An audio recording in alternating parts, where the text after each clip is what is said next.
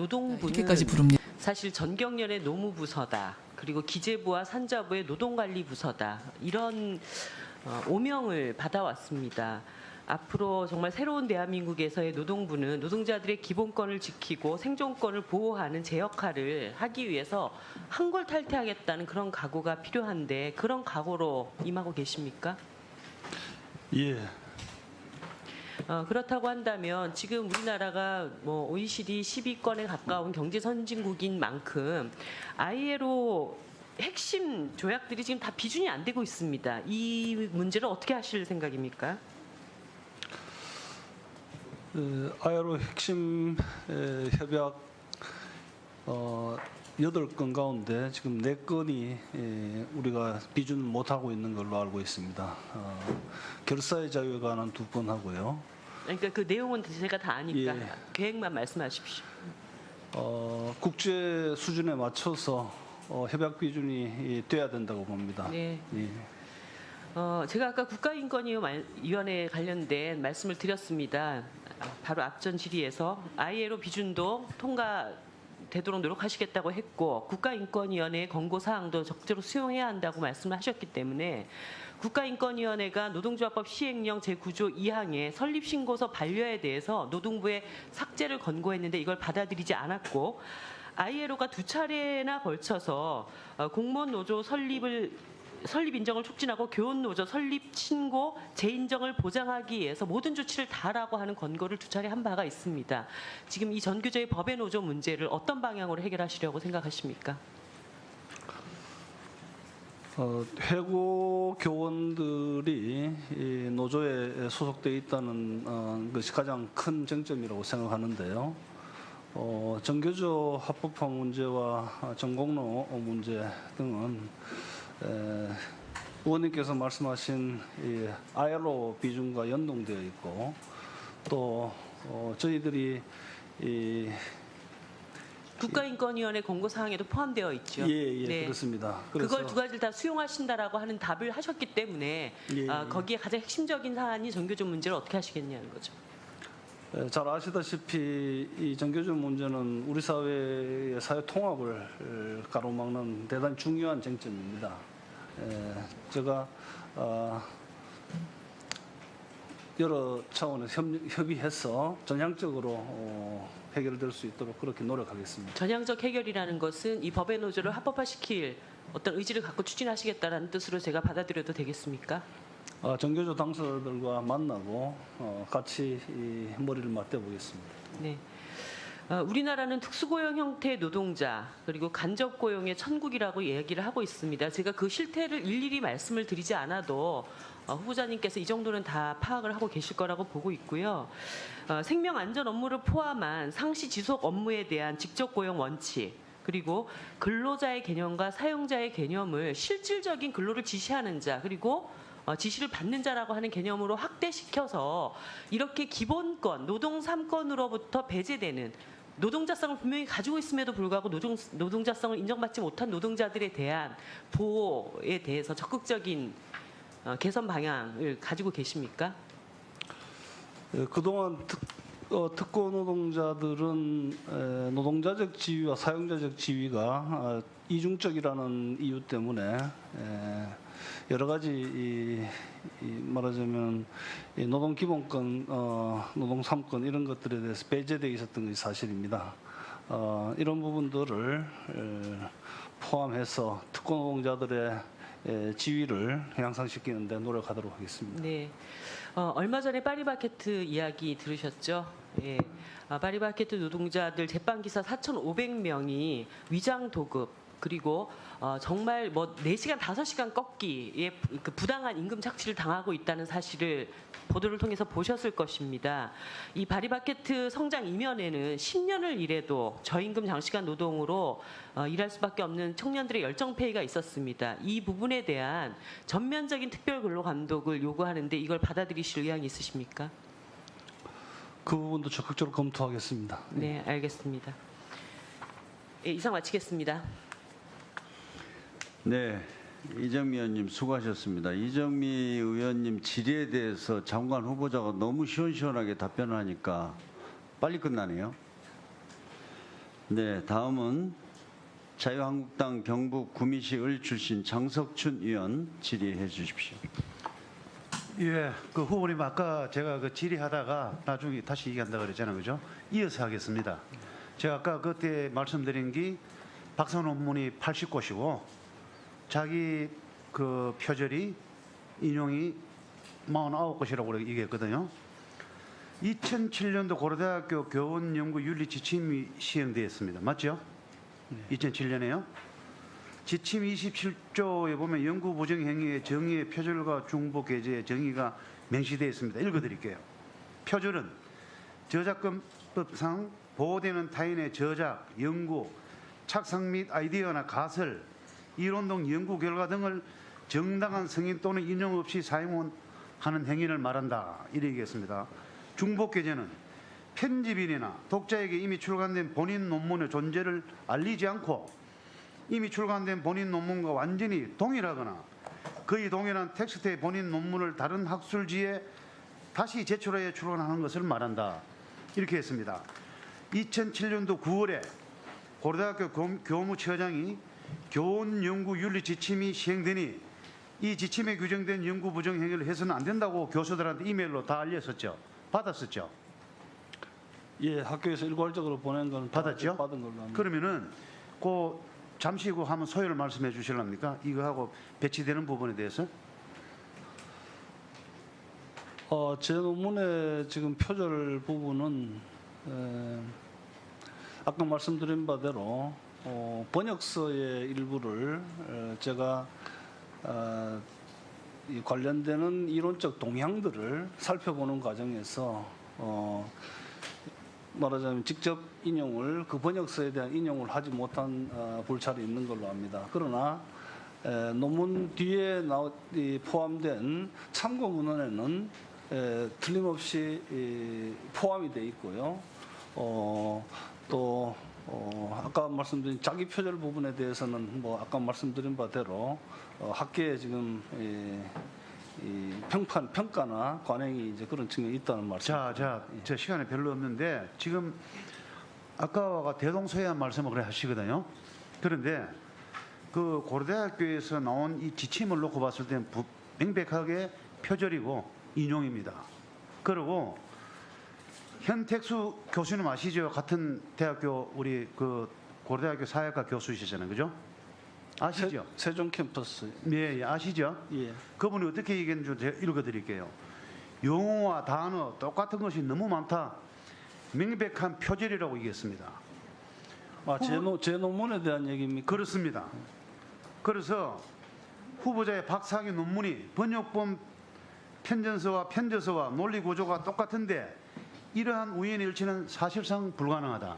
이렇게 말씀하셨고, 박사학위 논문은 일반화된 개념이나 지식이 아닌 만큼 출처를 반드시 명시해야 함에도 불구하고 이러한 부분을 누락한 점은 표절로 봐야 한다. 같은 학교 교수님께서 이렇게 평가했습니다. 명백한 표절이랍니다. 그런데 저는 이렇게 보거든요. 왜 이런 잣대를 강하게 얘기할 수밖에 없는가 하면은 본인은 대학 교수시잖아요. 그죠? 장관 후보입니다. 다른 것보다도 엄격하게 이런 부분에서는 적용을 받아야 된다는 소리입니다. 아까 우리가 음주운전도 마찬가지거든요. 음주운전도 아까 일어나서 사과하시지만 그런 부분은 앞으로 만약에 노동부 장관이 된다 했을 때 공무원들한테 어떤 식으로 지도를 할 수 있는지 이런 부분에 대해서는 상당히 우리한테 의문을 들게 하겠습니다. 오늘 이 청문을 지금까지 진행해 오면서 제가 우리 후보자님을 봤을 때 변명을 일관하기 바빴어요. 명백하게 사위이사에 그렇게 정확히 나왔는데도 불구하고 돌아서면 말을 바꿔버려요. 본인이. 그런 부분에 대해서는 본인이 지금 그 자리에 앉아 있었지만 마음속으로는 그렇지 않을 겁니다. 정의로 나오는 박경 교수님하고 정의로 나오는 비교 자체를 해서는 안 된다고요. 본인은 주식을 받았어요. 그런데 지금 오늘 하루 종일 얘기하는 게 이래가지고 노동부 장관 어떻게 그 많은 그 직원들을 거느리고 예산을 집행함에 있어서 현안 문제를 어떻게 해결해 나갈 수 있어요? 이 도덕성에서 무너졌는데 저는 후보자에 대해서 상당히 비관적으로 비판적으로 사퇴하는 게 맞습니다. 제가 왜 이렇게 말씀드리는가 하면은 무조건 하고 반대를 위한 반대는 아닙니다. 이미 1년 오전부터 지금까지 오면서 후보자께서 모든 이 답변했는 게 부적절합니다. 그런 부분 유념하시고 사퇴한 부분에서 고민하세요. 네, 장석춘 위원님 수고하셨습니다. 다음은 국민의당 비례대표 김삼화 의원 질의하십시오. 네. 후보자께서 청와대에서 인사검증을 할 때 대통령께서 후보자 시절에 5대 고위공직자 원천 비리에 대해서 쭉 있었는데요. 그러니까 세금 탈루한 적이 있습니까? 할 때 없다고 답변을 하셨을 것 같아요. 그렇죠? 네. 예. 그다음에 다운 계약서를 작성한 적이 있느냐에도 없다고 답변을 하셨을 것 같습니다. 그렇게 답변하셨죠? 예. 고개만 끄덕이시지 말고 말씀. 네. 예, 네. 그런데 이제 제가 묻겠습니다. 뭐 이제 뭘 물어보실지 아실 겁니다. 지금 후보자께서는 후보자도 그렇고 배우자도 그렇고 부동산을 여러 번 사고 팔지는 않았어요. 몇 차례 안 돼요. 서너 차례밖에 안 되시는 것 같은데 후보자하고 배우자가 혼인 이후에 그 부동산을 어떻게 취득했느냐 하고 질문을 했더니 그거에 대해서 제가 판넬로에 준비를 해왔습니다. 뭐라고 답변하셨냐면은 이제 앞에 거는 제가 생략을 했습니다. 2002년 강북구 후보자가 아파트 하나를 2억 6,500만 원에 사서 2015년에 3억 9,500만 원에 매도를 했다. 배우자는 2004년 10월 5일에 역시 같은 아파트 조금 작은 평수인 것 같습니다. 2억 2,500만 원에 사서 2015년에 3억 6천만 원에 매도했다. 이렇게 답변을 했습니다. 그리고 뭐라고 답변하셨냐면은 부동산 거래 시 거래가액을 실제보다 낮춰 계약서를 작성하고 이를 통해서 취등록세를 낮추어 낸 적이 있습니까? 라는 질문에 대해서는 부동산 거래 시에 실거래가로 신고했고 계약서를 낮춰서 신고한 사실은 없습니다. 이렇게 답변했습니다. 맞죠? 예. 그런데 이 아파트와 관련돼서 후보자하고 배우자가 신고한 취득세 내역을 보면은 후보자는 2억 6,500만 원에 매입했다고 하는 아파트가 2억 3,400, 단단위까지 있습니다. 2억 3,438만 8,750원에 취득한 것으로 신고를 하셨고 배우자는 굉장히 심각합니다. 2억 2,500만 원인데 8천만 원에 취득한 것으로 신고를 한 것으로 해서 세금을 낸 것으로 이것은 어디서 왔냐면은 국토교통부와 성북구청에서 제출을 한 것입니다. 이거 알고 계신가요?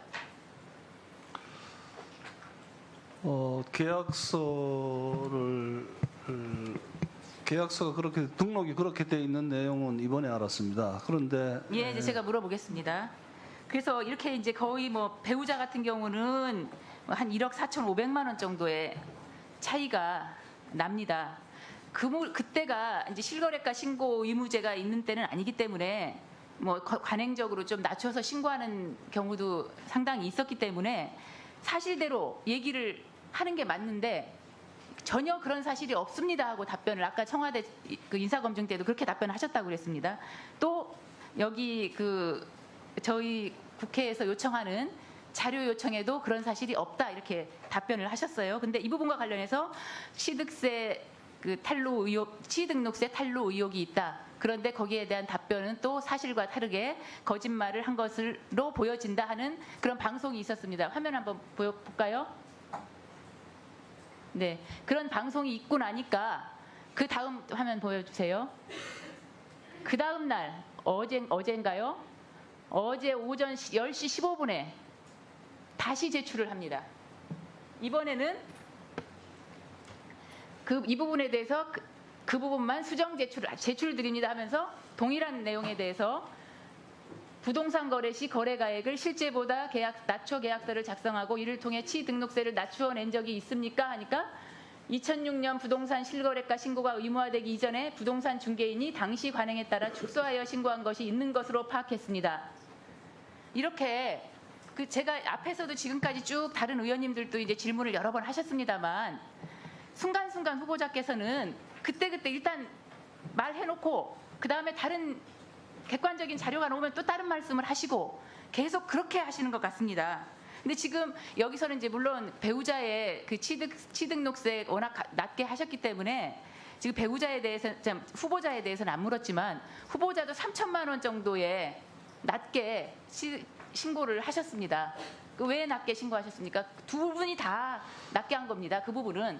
네, 당시에 신고를 해야 된다는 게 저 부동산 측에서 이 계약서를 작성을 하고 그렇기 때문에 당시에 이제 실거래가로 하지 않은 그런 관행 같은 것이 작용하지 않았나 생각을 합니다만은 제가 지금 화면에 띄운 대로 얘기한 것은 나중에 그렇게 확인했다는 것을 말씀을 드리는 겁니다. 예. 후보자는 제가 앞에서 모두에서 말씀드렸다시피 부동산 거래를 많이 하신 분이 아니에요.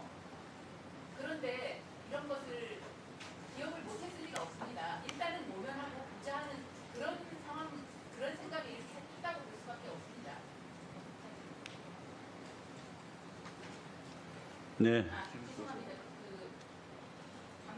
성북구청으로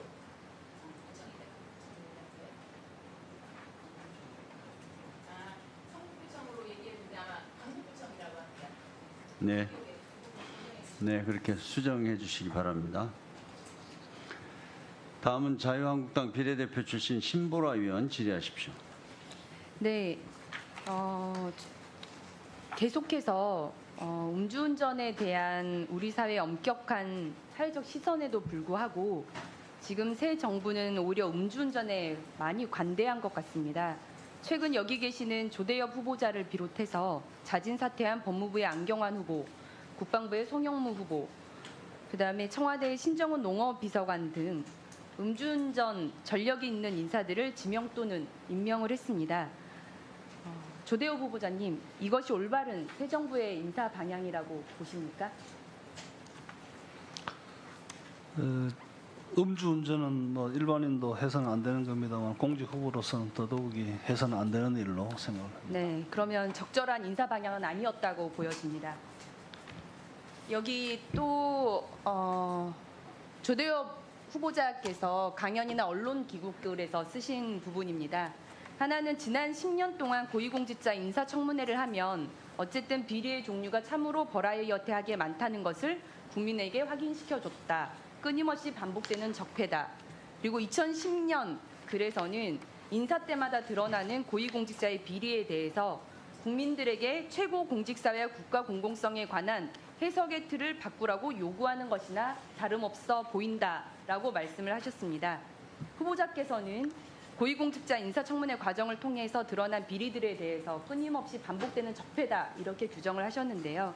최근 자진 사퇴했던 안경환 후보자를 비롯해서 지금 새 정부 들어서 장관 인사청문회를 할 때마다 단골 메뉴로 등장하는 위장 전입, 세금 탈루, 음주운전 등이 계속해서 나오고 있습니다. 이렇게 많은 문제들이 드러나고도 임명을 강행하게 된다면 이 정부에도 국민들에게 최고 공직사회와 국가 공공성에 관한 해석의 틀을 바꾸라고 요구하는 것이다. 저는 이렇게 느껴지는데 후보자께서는 어떻게 생각하십니까? 어쨌든 음주운전과 같은 문제들은 제가 정말 깊이 반성을 해왔습니다. 여러 가지 제게 문제시되고 있는 부분들에 대한 판단은 의원님들과 국민 여러분께 맡기는 게 맞다는 맞습니다. 생각입니다. 국민 여러분들께서 판단하시겠죠. 사과만 하시고 책임은 지지 않으려고 후보자께서는 하시니까요. 근데 자신의 글로 지금 많은 인사청문회에서도 적폐들이 드러나고 있다. 그리고 이런 것들을 강행하게 되면 끊임없이 국민들에게 인식을 바꿀 것을 강요하는 것이나 다름없다. 이렇게 말씀을 하셨습니다. 그럼 이 상황을 지금 자신에게 한번 대비를 해보시기 바랍니다. 어떻게 느끼십니까?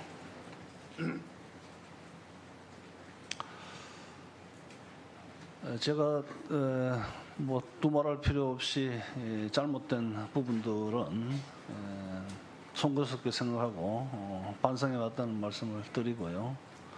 후보자께서는 그럼 후보 지명을 처음 청와대로부터 받았을 때 바로 승낙을 하셨습니까? 이런 문제들이 있음에도 불구하고 거절하지는 않으셨습니까? 네, 거절하지는 않았습니다. 지금 국정기획자문위원회가 인사검증 기준을 마련하면서 처음에 음주운전 삼진 아웃제를 포함하려다가 결국 포함하지 않았습니다. 국민의 법 간정은 단순 음주운전도 절대 용납해서 안 된다인데 삼진 아웃제를 넣게 되면 오히려 기준을 완화한다. 이런 사회적 지탄을 받기 때문입니다. 그래서 결국 그 인사검증 기준에도 음주운전 전력은 포함하지 않았습니다. 어떻게 보십니까?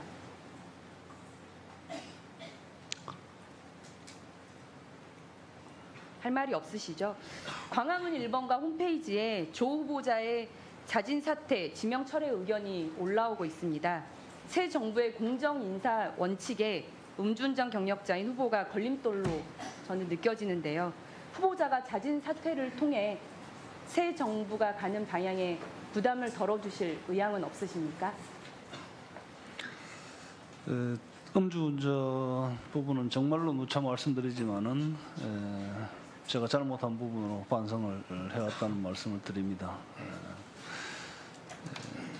종합적인 판단은 국민들께 맡기도록 그렇게 하겠습니다. 음주운전도 이미 사회적인 공감대에서는 엄정한 법 집행이 이루어지길 바라고 있고 지금 인사청문회에도 많은 문제들이 드러나고 있습니다. 사회이사 겸직 문제도 어쨌든 분명한 법 위반입니다. 이것에 대해서 성찰적으로 접근하실 것이 아니라 응당한 책임을 지셔야 되는 게 저는 맞다고 봅니다. 네, 신보라 위원 수고하셨습니다. 다음은 더불어민주당 비례대표 출신 송옥주 위원 질의하십시오. 예, 저는 우리나라 노동 현실에 대한 부분들을 좀 질의를 할까 합니다. 남녀 임금 격차와 관련된 내용인데요. 현재 노동 현실은 노동시장 불평등과 양극화의 영향으로 노동자의 삶이 피폐해진 상황입니다. 정규직과 비정규직, 대기업과 중소기업, 남성과 여성 노동자의 임금 차별이 심각해서 극심한 노동시장의 양극화가 전개되고 있습니다. 알고 계시죠? 네. 예, 본 의원이 OECD 보고서를 확인한 바에 의하면 우리나라는 남녀 임금 격차에 있어서 압도적으로 1위를 차지하고 있습니다. 아주 불명예스러운 건데요. 구체적으로 보면 정규직 기준으로 OECD 국가들의 남성이 여성보다 15.3% 임금을 더 받는 데 비해서 우리나라는 OECD 평균의 2배가 넘는 36.7%를 더 받는 것으로 나타났습니다. 이에 대해서 장관이 혹시 아시는 바가 있으면 좀 자세하게 말씀해 주세요. 노동시장 구조에 있어서 남녀 임금 격차는 지금 화면에 나오는 대로 동일 노동가치 동일 임금이라고 하는 원칙에 가장 근본적으로 저촉되는 이런 부분이라고 생각을 합니다. 여기에는 굉장히 복합적 요인들이 있으리라고 보는데요. 기본적으로 오랜 기간 누적되었던 여성 차별의 현실 같은 것들도 있을 수 있고요. 또 직종에 따라서 남녀의 차이가 심한 이런 부분들도 있고, 또 기업 규모에 따라서도 차이가 나고 이런 것들이 이제 남녀라고 하는 성별 격차에 굉장히 누적적으로 작동을 하고 있다고 보여집니다. 그래서 다양한 방식으로 이 격차를 줄이는 고민을 해봐야 되는데 예컨대 전문직 부분이라든지 고임금 부분의 여성 진출을 확장시키는 측면도 있을 수가 있고 비정규직에 대다수 포함되어 있는 여성 노동력들을 정규직화시키고 안정화시키는 이런 방식을 통해서 남녀 임금 격차를 줄여가는 이런 부분도 필요하리라고 생각합니다. 네, 자세히 설명해 주셨는데 남녀 차별에 따른 임금 격차 62.2% 중에 남성이라는 이유로 생산성보다 더 임금을 많이 받는 프리미엄이 3.9%라고 합니다. 여성이어서 생산성보다 더 적은 임금을 받는 여성 손실분이 58.3%로 추정이 되고 있습니다. 그래서 이 부분이 혹시 고용노동부 장관이 되시면 여성차별과 관련된 단지 여성이라는 이유만으로 차별받는 부분들은 없어야 된다고 생각을 합니다. 뭐 그렇게 해주실 견해가 예, 있으세요? 그렇게 하겠습니다. 예, 그리고 아까 비정규직 문제를 말씀을 하셨는데 이게 비정규직 문제도 여성들의 많은 부분, 또 비정규직의 많은 부분을 여성이 차지하고 있는 거죠. 그래서 이 성별 임금 격차를 해소하고 하려면 비정규직의 사용 사유를 엄격히 제한하고 비정규직이 남용되지 않도록 사용 요인을 제거하기 위해서 비정규직 부담금 제도를 도입하자는 의견도 있습니다. 또한 여성 비정규직 임금이 최저임금 수준에서 정해지는 만큼 최저임금의 현실적인 인상이 필수적이라고도 생각을 합니다. 비정규직 부담금 제도와 최저임금의 현실적인 인상에 대해서 후보자가 어떤 입장이 있으신지 좀 말씀 좀 해주세요. 아까 말씀드린 바대로 최저임금 만원 인상을 통한 이 임금 격차의 부분들을 완화하는 것은 반드시 돼야 된다고 보고요. 빠른 시간 내에 돼야 된다고 보고요. 부담금 제도 같은 제도들은 절차를 통해서 합의적 방식에 의해서 추진을 해야 되는 것이 아닌가 생각을 합니다. 최저임금 1만 원 인상과 관련돼서는 지난 총선과 대선에서 여야 없이 다 공통된 공약으로 제시를 하고 그런 노력이 상당히 필요한 부분들이 있는 것 같습니다. 다만 이거와 관련돼서 일부에서 또 중소기업이나 자영업자라든지 이제 경영계 측에서 최저임금 인상에 대한 우려가 상당히 많은 것 같습니다. 그래서 이게 공약이 제대로 달성될 수 있을지 하는 걱정도 있고 그렇다고 현실적인 부분들을 저희가 도외시할 수도 없는 부분인 거죠. 그래서 이 영세사업자나 중소기업과 관련돼서 최저임금을 실현하면서도 이 부분에 대한 보완책이 뭐가 있는지 혹시 생각하신 부분이 있으면 좀 설명 좀 부탁드리겠습니다.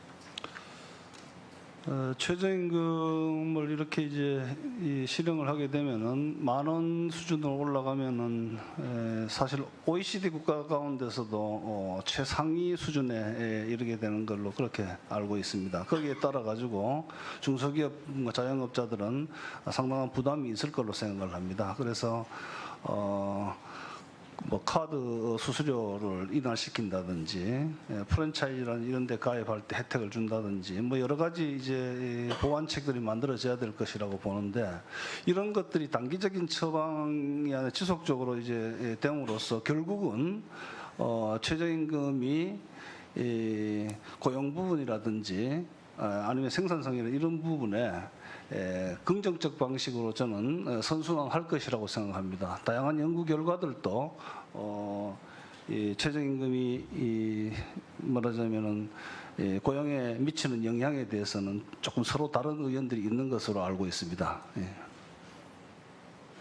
네, 송옥주 의원 수고하셨습니다. 다음은 자유한국당 비례대표 출신 문진국 의원 질의하십시오. 예, 후보자님, 고용노동부 장관이라면 임금 체불에 직접적인 책임이 있는 사업주가 해결하지 않고 계속 잠적하고 있다면 어떻게 조치를 할 것입니까?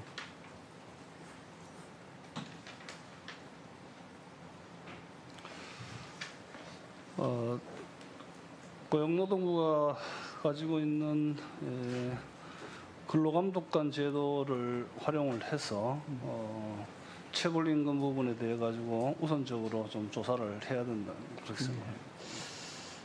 그래서 후보자께서는 한국여론방송의 사회이사로서 2014년부터 발생한 임금 체불에 대한 도의적인 책임을 갖고 있는데 이 피해자들을 위해 어떤 노력을 좀 했습니까?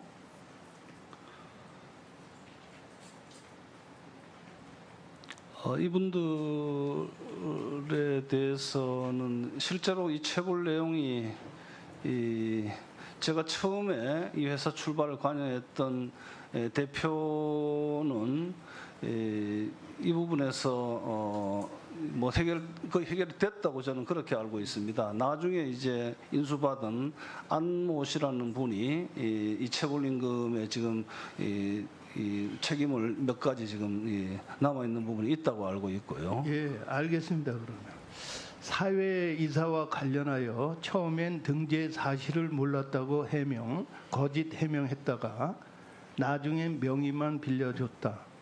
경영에 관여하지 않아 전혀 모른다며 책임을 회피하셨죠. 그런데 회사의 핵심 특허 3건 모두 잠적한 회사 대표 진영선 씨와 함께 공동으로 받았습니다.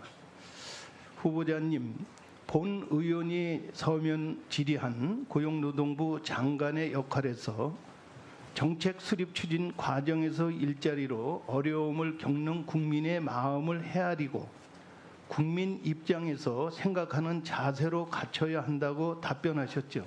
맞습니까? 예. 예.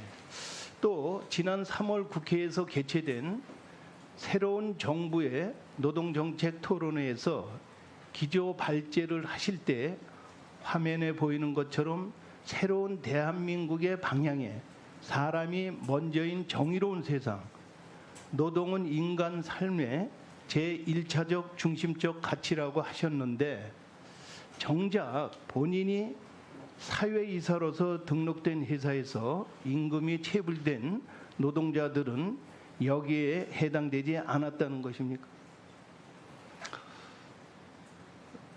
뭐 이유가 어떻든 제가 이름이 올라 있는 회사에서 이런 결과적으로 이런 일이 있었다는 데 대해서는 제가 유감의 뜻을 가지고 있고요. 그러나 그런 사실을 제가 알았다 그러면 저 회사에 관여를 하면서 그런 사실을 알았다 그러면은 절대 가만히 있지 않았을 겁니다. 그래요?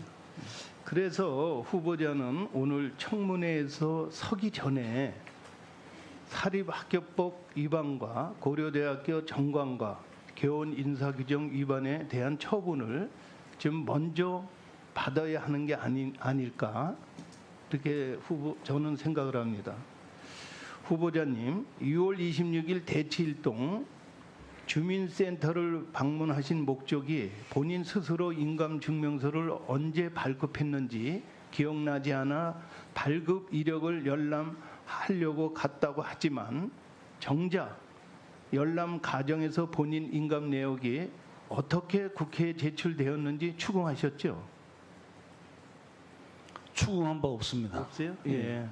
후보자께서는 경위를 물은 것이라고 하셨지만 제가 확인한 바로는 그것은 사실이 아닙니다.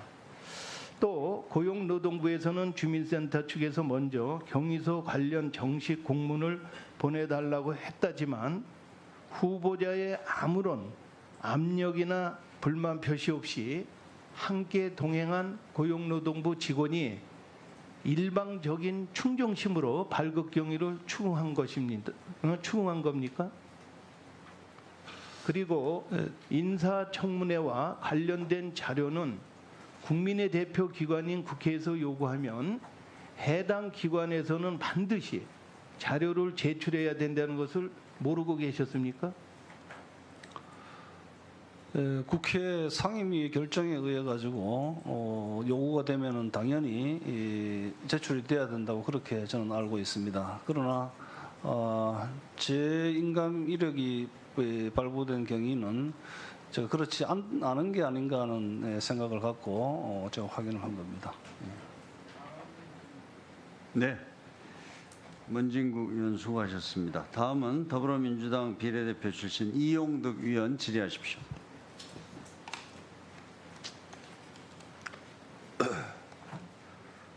그동안 많은 분들이 노동 전문가라고 하면서 노동부 장관을 역임했습니다. 그러나 노동정책은 전혀 변화도 없었고 노사관계는 계속 갈등 속에서 대립적이었습니다.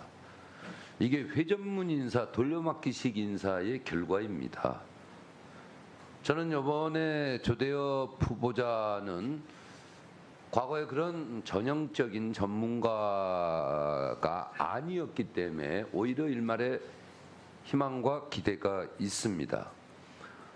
지금 문재인 대통령은 일자리 대통령이다 이렇게 선언하고 출발했습니다. 그 일자리 부분에 대해서 공공 부분, 민간 부분이 물론 다르지만 어떻게 할 거냐, 노사가 어떻게 소통과 화합을 통해서 일자리를 만들어내도록 할 거냐 하는 이런 시스템의 개발, 문재인 대통령의 임기라고 해봤자 5년밖에 안 되지 않습니까?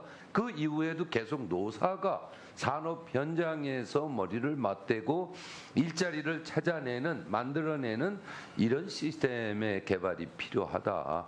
그런 측면에서 과거 전통적 그 사고에 매몰되어 있던 장관하고는 완전히 다른 측면에서 노동학을 주장하셨던 조대엽 후보자에게 일말의 기대를 좀 하고 있다는 말씀을 말씀드리겠습니다. 이번 조대엽 후보자는 노동의 가치를 존중한다 하는 이런 평가를 받고 있습니다. 그러나 야당 의원님들께서는 문제가 많다고 지적하고 있어요. 오늘도 뭐 충분히 느끼셨겠지만은, 그러나 한편으로는 역대 장관 후보자 중에 노동자들의 이런 공식적인 지지를 받았던, 그렇게 시작했던 후보자는 단 한 사람도 없었습니다. 이것이 노동을 다루는 우리 환노위 노동부 모두에게 참 신선하기도 하고 새롭기도 하고, 한편 이게 호기가 아닌가 이런 생각도 해봅니다. 왜냐하면 노사의 사회적 타협 없이 이룰 수 있는 노동정책은 없기 때문입니다. 지금 쌓여있는 노사 간의 갈등, 결국 다 이 원인은 상호 불통의 그 원인이 있는 겁니다. 그래서 저는 오늘 청문회를 하면서 좀 유감이기도 하고 안타까운 것은, 인감을 몇 통 띄었느냐 어떻냐 이런 부분을 가지고 많은 시간을 허비하는 것보다는 국민들에게 이런 새로운 노동정책을 할 수 있는 적격자인지 아닌지 하는 걸 밝혀내는 그런 시간이 필요했던 것 아닌가 하는 이런 생각을 합니다. 더군다나 국민의당 고위공직자께서 이미 경영 참여를 하지 않았다는, 아까 판넬에서 보여줬지만 그런 것을 알면서도 계속적으로 의혹에 의혹을 제기하면서 낭비되었던 시간은 너무 참 아까웠던 그런 부분이 있습니다. 그래서 노동 3권, 특히 공무원 노조의 합법화 이런 부분에 대해서 좀 질의를 하려고 했는데, 아까 이정미 의원께서 정교조 합법화 등등을 질의했기 때문에 요거는 좀 생략하고 우리 후보자에게 한 가지만 좀 묻도록 하겠습니다. 과거 정권의 노동정책 실패 사례 이 부분에 대한 질의하고 지적하고 장관의 적극적 역할을 주문하려고 합니다. 지난번 국정감사에서도 보여줬던 부분이지만은 이 판넬이지만은 장관이 앉아 있을 자리가 비어 있고 노동조합만 전부 앉아 있습니다. 이게 바로 금융공공부분 노정교섭의 현장이었습니다. 이렇게 대화를 하자고 했을 때 전혀 대화를 하지 않았고, 성과연봉제, 특히 공공부분의 성과연봉제의 실패와 문제점에 대해서는 많은 지적이 있었는데도 계속 그 부분에서 무응답에 일관했고 강행 처리만 하려고 했던 겁니다. 앞으로 노조가 이런 요구들을 했을 때 여기에 참석하시겠습니까? 당연히 참석해야 된다고 봅니다. 그런 소통의 자세로 장관직을 수행하신다 그러면 저는 반드시 성공한다고 확신합니다. 앞으로 그런 자리가 또 아까 이정훈 의원이 얘기했던 악성 사업장이 필요할 때, 제가 40년 동안 노동 현장 출신으로서 제가 도움이 필요하다면 손잡고 함께 가겠다는 약속을 드리면서 꼭 소통하는 장관이 되주시기를 바랍니다. 네, 그렇게 하겠습니다. 네, 이용덕 의원 수고하셨습니다. 다음은 국민의당 비례대표 출신 이상돈 의원 질의하십시오. 네. 이번 대통령 선거 전에도 야당이었고 지금도 야당 의원인 이상돈입니다. 지난 1년 동안 위원장님이 다 아시다시피 노사 문제 이슈에서 저는 민주당 동료 의원과 95% 보조를 같이 했습니다. 그러나 두 후보는 정말 안 되겠습니다. 안타까운 일입니다. 저걸 보십시오. 우리나라 사립대학교 교수 공무원과 마찬가지로 사기업체는 발기인은 될 수 없습니다. 저 후보자는 사회에서 몰랐다고 했지만 발기인은 알았다고 인정했습니다. 다음 넘겨주시죠. 네, 고려대학교에서 확인해 본 바 겸직 요청 사회이사 받은 적 없다 그러죠. 중앙대학교 그 박규홍 후보는 진영선 씨와의 가까운 정도가 우리 조대호 후보자보다 훨씬 적습니다. 그러나 그 박규홍 교수도 처음에 사회이사라는 거 알고서 인감증명을 서류했다고 그랬습니다. 그래서 참 이 후보자의 진술은 믿을 수가 없습니다. 그리고 후보자는 교원 인사카드에 잘 안 보이지만 한국 NGO학회 참여연대 운영위원회의 위원 이사 이런 거 꼬박꼬박 학교에 신고했습니다. 그러나 이건 신고하지 않았죠. 왜? 영리사업이고 될 수가 없고 이것은 어두운 부분에 숨어 있어야 하기 때문입니다. 다음 넘겨주시죠. 이건 뭐 조대혁 교수와 아까 박경 교수와의 비교입니다. 그 다음에 하나의 판례를 보시겠습니다. 연세대학교 황하무계 교수의 사례입니다. 부인이 대표로 있던 주식회사 위썸센터의 이사로 있었고 그걸 통해서 영리 활동을 했다는 이유로 연세대학에서 해임됐습니다. 겸직근무 위반으로. 본인은 무보직 이사직이고 봉급받지 않았다고 했고 이런 허가가 필요한지 몰랐다는 이유로 소송 진달했지만은 행정법원에서 기각했습니다. 법을 모르는 것은 법을 위반한 데 대한 변명이 되지 못합니다. 고등학교 중학생도 아는 겁니다. 너무 창피합니다. 대학 교수가 창피하다는 건 내가 그 얘기입니다. 자, 그래서 그 다음 넘겨주시죠. 제가 보기에는 후보자는 뭐 청문회 할 게 아니라 고려대학교에서 징계위원회 가야 될 것 같습니다. 그 다음 넘겨주시죠. 언론에 나왔지만은 2014년 4월 초에 김아무개 씨 등 한국 여론방송 직원 14명이 노동부 고양지청에 체불 임금 갖다가 진정을 제기했고 이것이 결국은 기소 의견으로 현재 사건이 진행 중입니다. 2014년 4월입니다. 자, 후보자에게 묻겠습니다. 후보자는 2012년 그 회사 설립 이후에 2013년, 14년, 15년까지 사무실을 한 번도 안 갔습니까? 2012년 설립 일산 빈마루에 사업장이 있는 곳에 초기에 2차례 정도 간 적이 있습니다. 그러니까 그 2012년 가을이겠네요? 예, 그때 좀 2013년은 간 적이 없고, 예. 2014년도 간 적이 없고, 예. 확실하죠? 예. 그리고 2015년에 이미 회사가 기울었으니까 더 갈 필요가 없었을 수 있겠어요. 그러나 2014년까지는 회사가 굉장히 일을 했습니다. 2014년 그 분명하신 거죠? 한 번도 간 적 없다. 직원도 만나본 적이 없다. 맞습니까? 초기에 기술 실현을 위한 회의에 두어 번 가서 그때 회사에 있는 직원들은 그러니까 소개를 2012년에 받고 직원들 만난 적이 있지만 2013년, 14년 직원 만난 적이 없다. 확실하시죠? 정확한 시점 아니 그걸 조그만 시점이 아니라 한 달을 묻는 게 아니지 않습니까? 지금 아까 후보자가 분명히 그랬잖아요. 2013년, 14년 전혀 강영에 관여한 적 없다. 직원도 만난 적이 없고 사무실 간 적 없죠. 사무실 간 적 없다 말씀하셨어요. 맞죠?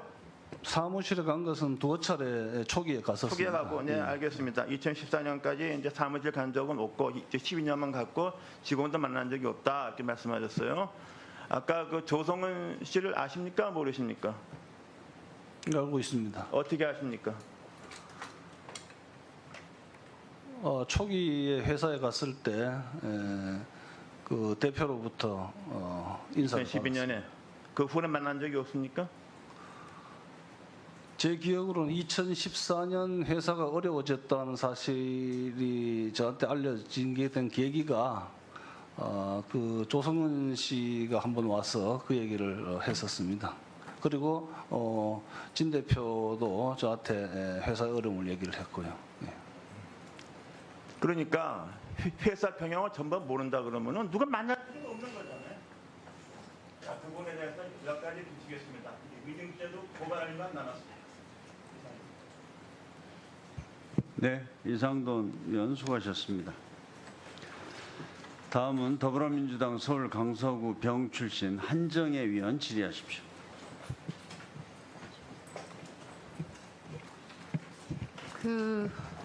네, 강서병 한정혜입니다. 후보자께서 고려대학교에 지금 겸직을 하고 있다라고 해서 겸직 허가를 받은 건이 몇 건 정도 있으신 거죠? 한 건도 받은 적이 없습니다. 아니 그러니까 이제 NGO 단체 관련한 거 이런 것들도 그것도 허락을 받지는 않았고요. 그러니까 신고를 하신 것들. 예. 신고도 제가 이런 올린 것이 있을 테고 아니면은 NGO 단체 측에서 통보해서 올린 게 있을 거고 그래서 제가 그것을 구분하기는 어렵습니다. 예. 그러면은 그 NGO 단체에서 겸직을 하고 있다라고 해서 이렇게 신고한 것은 후보자가 모를 수도 있는데 본인이 혹시 그냥 신고를 하신 거는 있으신가요?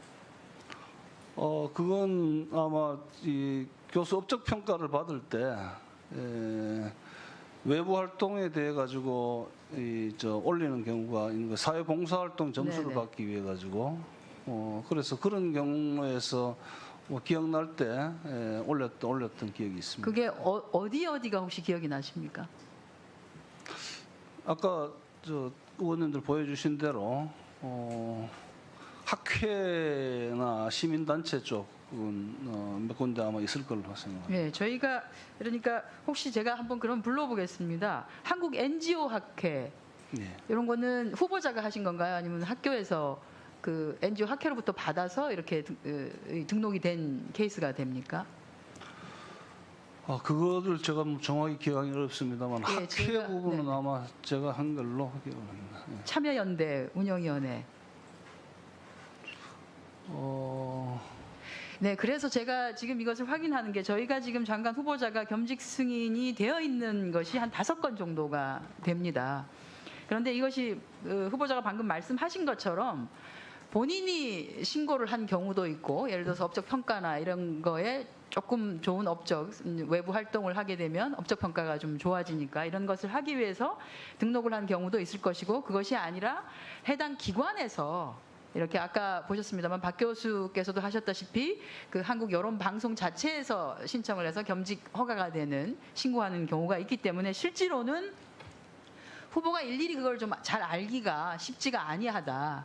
그래서 한국 여론방송과 관련해서도 사실은 본인이 자문을 하기 때문에 어찌 보면은 만약에 여론방송에서 신청을 했다라고 하면 저렇게 등록이 되어 있을 겁니다, 여기에. 그런데 등록하지 않았고 본인은 지금 기왕에 이렇게 겸직 승인이 나 있던 한 5건과도 비슷하게 본인이 구태여 그것을 신고를 하거나 하는 그 필요성을 별로 못 느꼈기 때문에 아까도 계속 답변을 그렇게 했습니다. 공익적 목적으로 하는 것에 대해서는 특별하게 신고를 해야 되는 것인지에 대한 것을 몰랐었다라고 답변을 했고요. 실제로 지금 후보자가 본인이 뭐를 등록이 되어 있는지도 지금 기억을 잘 못하고 있는 상황입니다.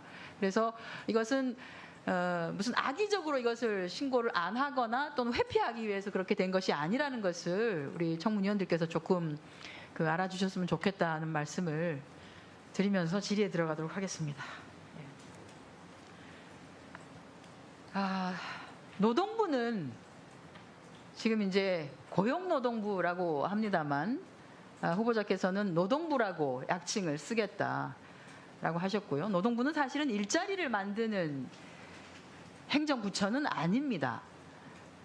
노동부의 목적 중에서는 일자리를 잘 찾아갈 수 있도록 직업훈련과 관련된 기능들을 제공해주고 일자리를 유지했던 노동자들이 일자리를 잃을 수 있는 상황이 생겼을 때 실업급여를 통해서 생활을 유지할 수 있게끔 일정 기간 동안 이런 것들을 해주고 하는 그런 사실은 것을 하기 위해서 노동부가 존재하는 것인데 그간 지난 한 9년 동안은 이름이 고용노동부로 바뀌면서 노동부가 원래 노동 조건을 유지해주고 노동 조건을 향상시켜주고 그 일자리와 관련된 여러 가지 파생적으로 발생할 수 있는 것들을 보완해주기 위한 여러 가지 사회보장 제도를 많이 확보하는 것에 노력하기보다는 일자리를 만들려고 하는 것 때문에 사실은 허들의 일자리를 만드는데 앞장서 왔습니다. 그리고 그 중에 많은 것이 지금 우리가 보고 있는 비정규직으로 사실은 파편화되어서 지금은 노동부도 어떻게 해야 될지를 모를 정도로 엉망진창이 되어 있는 상황입니다.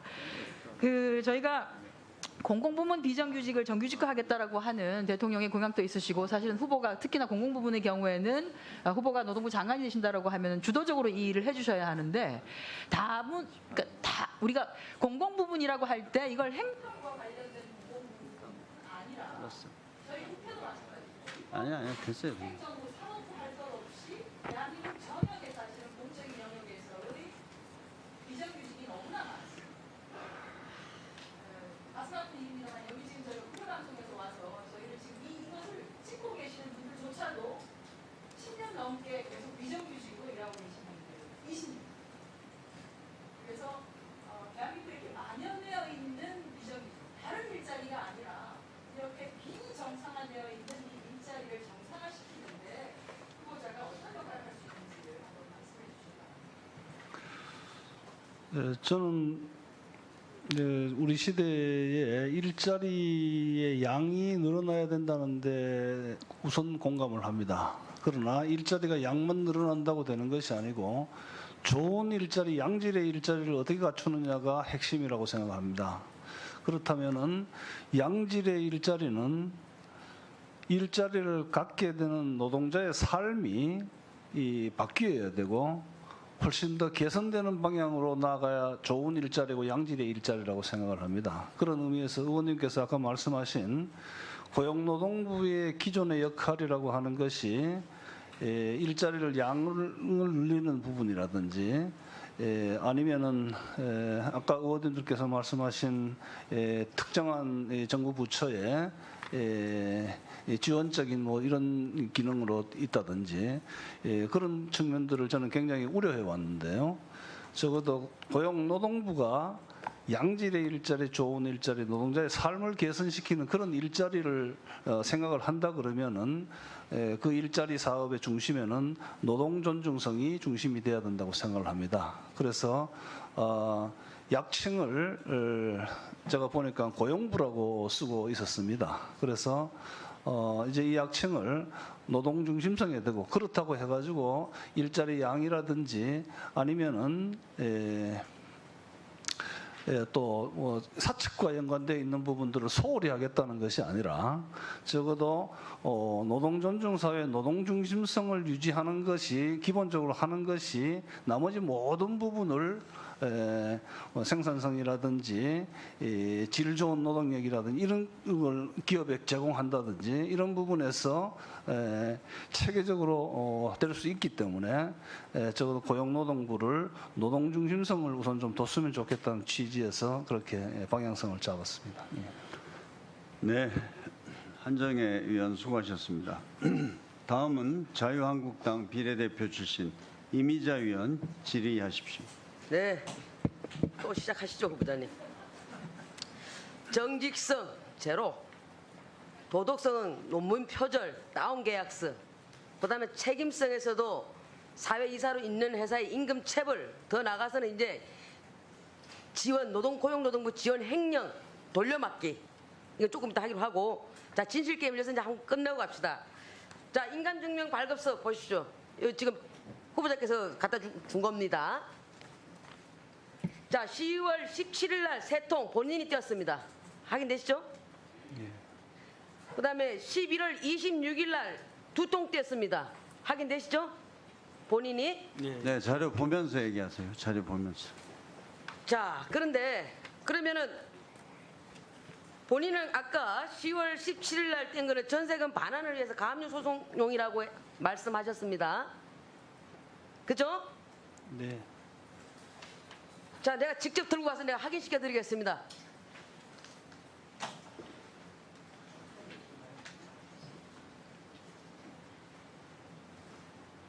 자, 이게 인증서 자료입니다. 분명히 10월 21일 날 했고 인감증명서 첨부돼야 되죠. 10월 21일 날 인감증명서 첨부돼야 되죠. 자, 10월 21일 날 인감증명서 첨부돼야 되죠. 딱 3통이다. 이거 나머지는 그 다음 겁니다.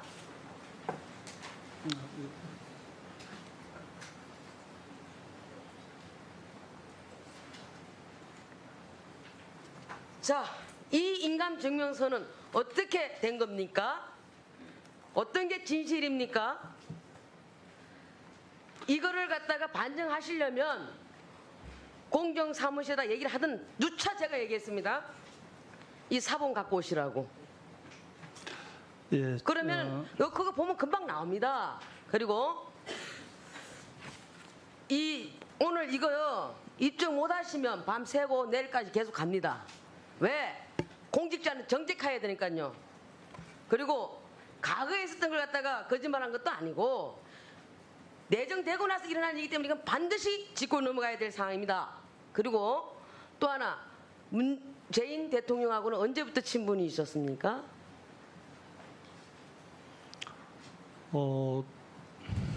문 대통령과는 빨리 답변하세요. 2012년 대선 때 2012년 예. 언제 몇 월 달부터 뵙게 됐습니까?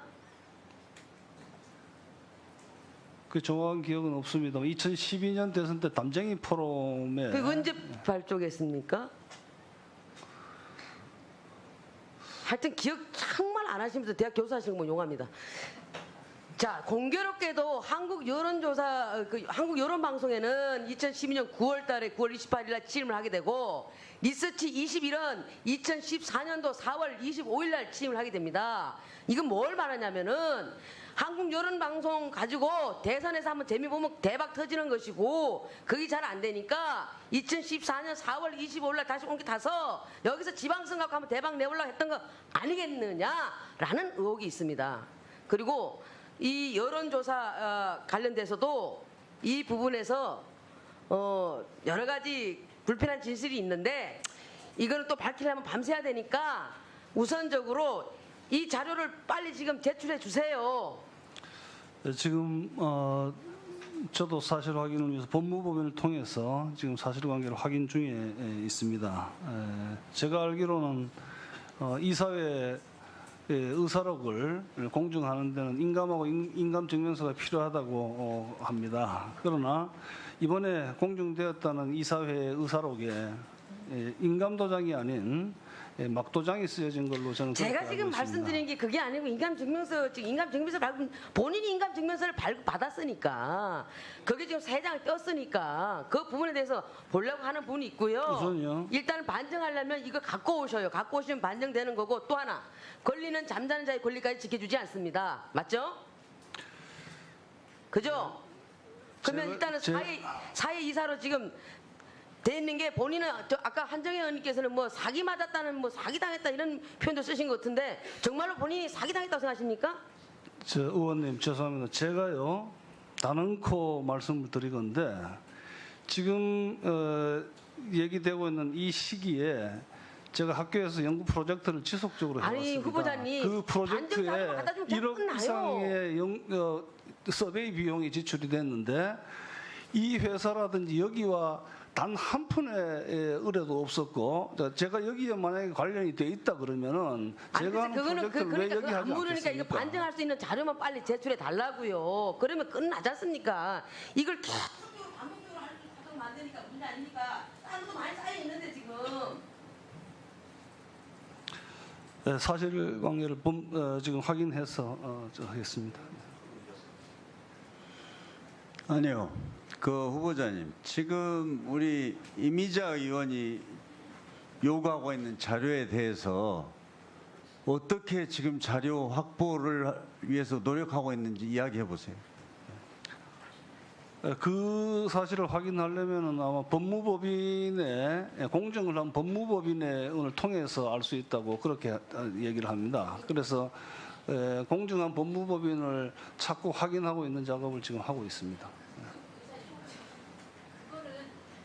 네, 김삼아 의원님 말씀하십시오. 네.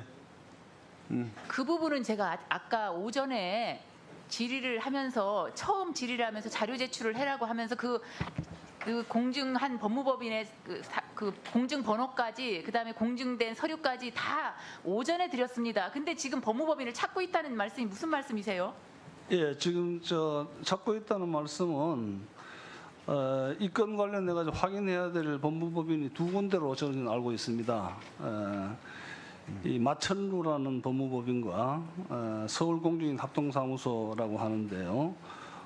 마천루는 지금 확인된 바로는 근무하던 직원이 분할되어서 공증 서류가 아직 확인이 안 되는 상태고요.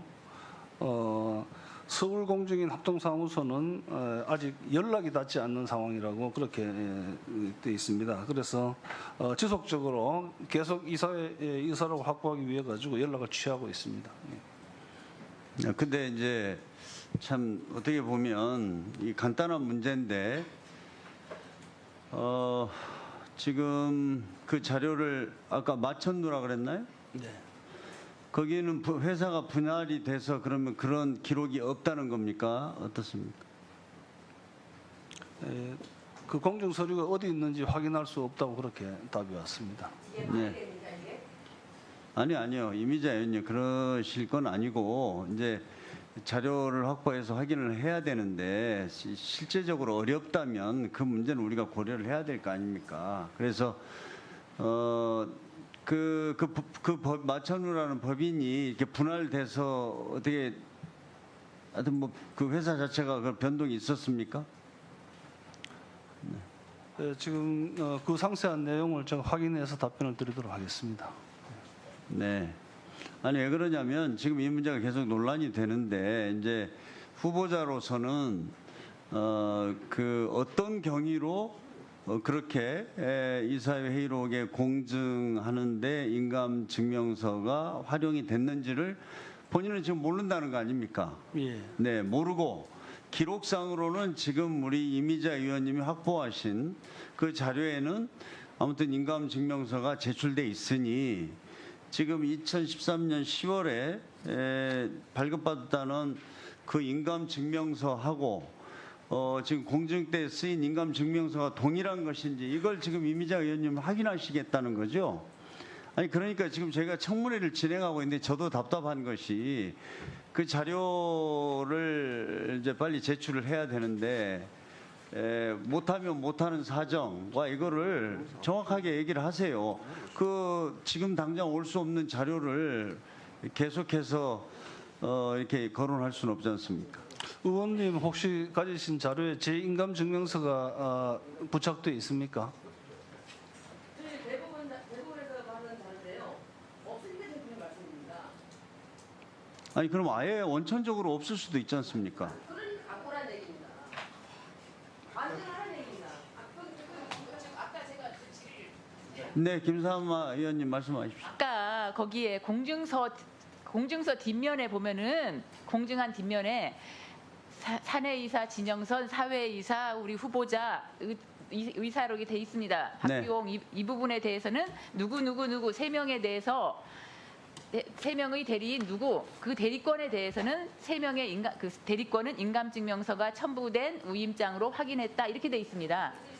그렇게 돼 있습니다. 그런데 이제 인감증명서는 법무법인에서 공증사무실에서 보관을 하고 있기 때문에 그거를 내면 됩니다. 그걸 오전부터 계속 요구하는데 자꾸 지금 뭐 법무법인을 찾고 있다 그러다가 지금 법무법인을 찾는다는 게 오전에 자료 줬는데 말이 되냐 그러니까 분할됐다 또 이렇게 말씀을 하시니까요. 갖고 있으니까 그걸 바라는 겁니다. 법무법인에서 갖고 있으니까 그 자료를 저희한테 제출하면 된다는 겁니다. 그렇지 않고서 정황상으로 본인이 갖다 주면 본인이 다 갖다 떨어지잖아요 이게. 거기서 본인이 반증을 하시려면 이걸 입증해야 될 거 아닙니까? 정황상 다 맞떨어진데. 네, 참. 자, 우리 강병원 의원님 말씀하십시오.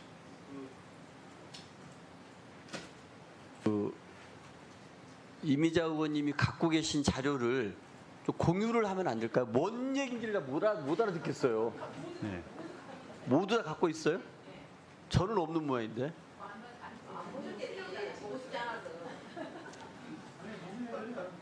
그러니까 한번 주세요. 그래서 뭔 자료를 보고 뭔 얘기를 하는지 알아야 무슨 뭐 얘기를 할 텐데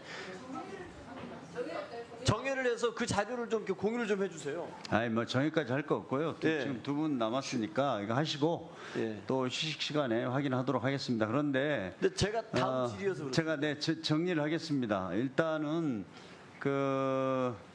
아무튼 지금 자료를 못 구하는 대로 정확한 이유를 다시 한번 정리해서 말씀을 해주시고 자료를 제가 지금 판단이 안 됩니다. 자료를 구할 수 있는 자료인데도 후보자가 은폐하려고 그러는지 아니면은 지금 아까 그 법무법인 자체가 지금 분할이 되고 이러면서 그 자료 자체의 소재를 파악할 수 없어 못하는 건지가 제가 판단이 안 됩니다. 그러니까 그것을 정확하게 제시해 주시고 지금 이미자 의원님께서 근거를 하고 있는 자료는 지금 대법원의 자료라고 하셨죠?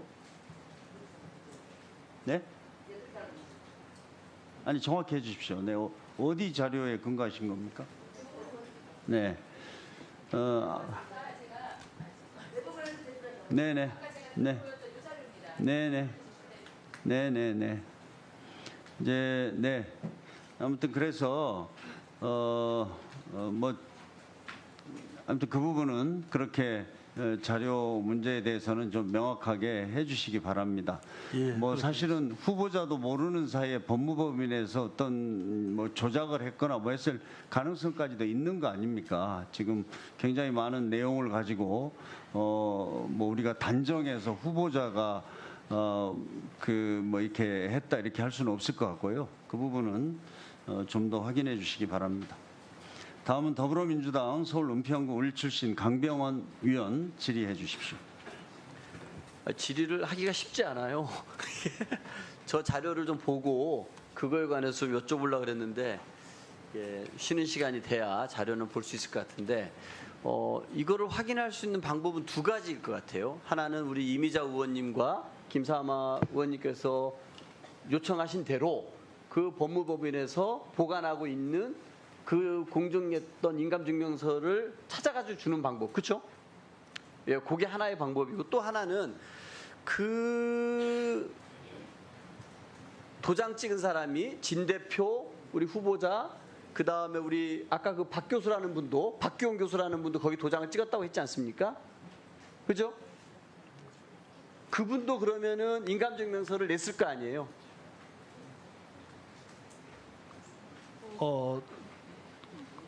아니 도장 찍은 사람이 세 사람이니까 그 세 사람의 각각의 인감증명서가 들어갔을 거 아닙니까? 제가 도장을 찍은 바가 없습니다. 그러니까 증명하는 길은 후보자께서 그걸 찾아가지고 오는 거예요. 그 방법이 하나. 두 번째 방법은 박규용 증인도 인감증명서를 냈을 테니까 저 박규용 증인에게 물어봐서 낸 적이 있느냐라고 확인을 해보면은 박규용 증인도 냈다 그러면 후보자께서도 안 냈을 리가 없는 거 아닙니까? 예, 그렇게 확인하는 방법도 하나 있겠다 생각이 드는 겁니다. 그래서 혹시 가능하시다면은 우리 행정실에서 그 몇몇 우리 간사님들과 함께 박규용 증인에게 전화 통화를 해서 확인을 한번 해보는 거죠. 저는 그런 방법도 있다고 생각합니다. 후보자 측에서 못 찾는다고 하면은 3명 중에 안 들어가는 거 아니에요? 지금 말씀대로는 3명이 다 넣었다라는 거 아니에요? 지금 도장 찍은 사람들은 다. 아니요. 박경은 그 3명 중에 들어갑니까 안 들어갑니까? 그러니까 그 자료를 좀 주세요. 공유를 해주세요. 네? 네.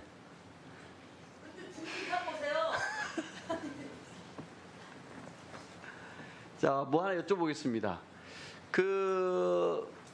우리나라 이제 노동 시간이 전반적으로 감소 추세이긴 합니다만 여전히 OECD 국가 중에서 가장 장시간 노동을 하는 나라죠? 맞습니까? 예. 예, 주당 52시간을 초과해서 노동하는 노동자들이 107만 명입니다. 여전히 많은 노동자들이 근로기준법 일주에 40시간, 연장근로 12시간까지 해서 52시간만 하게 되어 있음에도 불구하고 107만 명이나 되는 많은 노동자들이 장시간 노동에 노출되고 있습니다. 이 장시간 노동 관행을 부추겼던 게 고용노동부의 행정해석이었습니다. 혹시 알고 계십니까? 예, 어떤 행정해석을 통해 가지고 이 근로기준법에서 규정하고 있는 일주에 40시간과 연장근로 12시간을 넘는 68시간 노동체제를 어떤 행정해석으로 가능하게 했습니까? 휴일 근로와 연장 근로를 분리하고 있는 그런 행정지침으로부터 나온 걸로 알고 있습니다. 예, 우리 후보자께서는 이 고용노동부의 휴일 근로와 연장 근로를 분리해서 휴일에는 별도로 또 그 추가 노동을 할 수 있다라고 하는 이 행정 해석에 대해서 어떻게 평가를 하십니까? 바뀌어야 된다고 생각합니다. 예, 좋습니다. 혹시 그 후보자께서 노동부 장관이 되신다면 이 근로기준법 위에 저는 이 잘못된 행정 해석이 군림하고 있었다고 생각합니다. 법에서 주 40시간과 12시간 근로를 연장 근로 12시간만 하게끔 되어 있는데 고용노동부의 이 잘못된 행정 해석이 68시간이라는 장시간 노동체제를 용인해 줬다라고 생각하거든요. 혹시 장관이 되신다라면은 이 행정 해석을 폐기하면서 함께 이 장시간 노동체제를 이끌어왔던 이것에 대해서 사과하실 의향은 없으십니까? 고용노동부의 변경되어야 될 행정규칙, 변화되어야 될 행정규칙들은 우리가 고민해 볼 지점들이 이것뿐만 아니고 몇 가지 있다고 생각을 합니다. 물론 이제 장시간 노동 문제가 지금 우리 시대의 핵심적인 과제로 이제 등장해 있습니다만은 의원님 말씀 주신 대로 이 52시간 노동을 기반으로 해서 근로시간을 감축시키는데 애를 쓰도록 그렇게 하겠습니다. 네, 강병원 의원 수고하셨습니다. 다음 바른정당 부산 해운대구 갑 출신 하태경 의원 질의하십시오. 예, 우리 조 후보자님 참 고생하시는데요. 고생 사사하십니다. 제가 우리 여당 의원님 말씀 들어도 조 후보자님은 그 학교에 그 이제 이사인 거 신고할 이유가 없었다. 왜냐하면 내가 이사인지 몰랐고 뭐 이사가 아닌 줄 알았는데 그러니까 당연히 신고할 이유가 없었다. 이렇게 말씀하시는 건데 여당 의원님께서도 신고할 필요가 없었다. 이사인 건 알았지만 이걸 꼭 신고해야 될 상황인지 인지를 못했기 때문에 이렇게 지금 인정하고 계시거든요.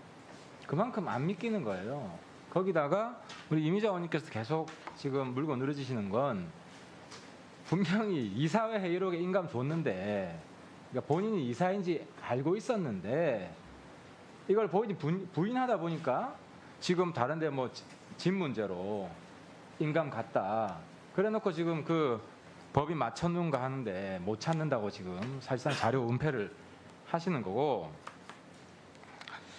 지금 굉장히 꼬여 있습니다. 지금 제가 이제 추가해서 여쭤볼 거는 본인이 그랬어요. 나는 경영에 대해서 전혀 모른다. 전혀 관여한 적이 없다.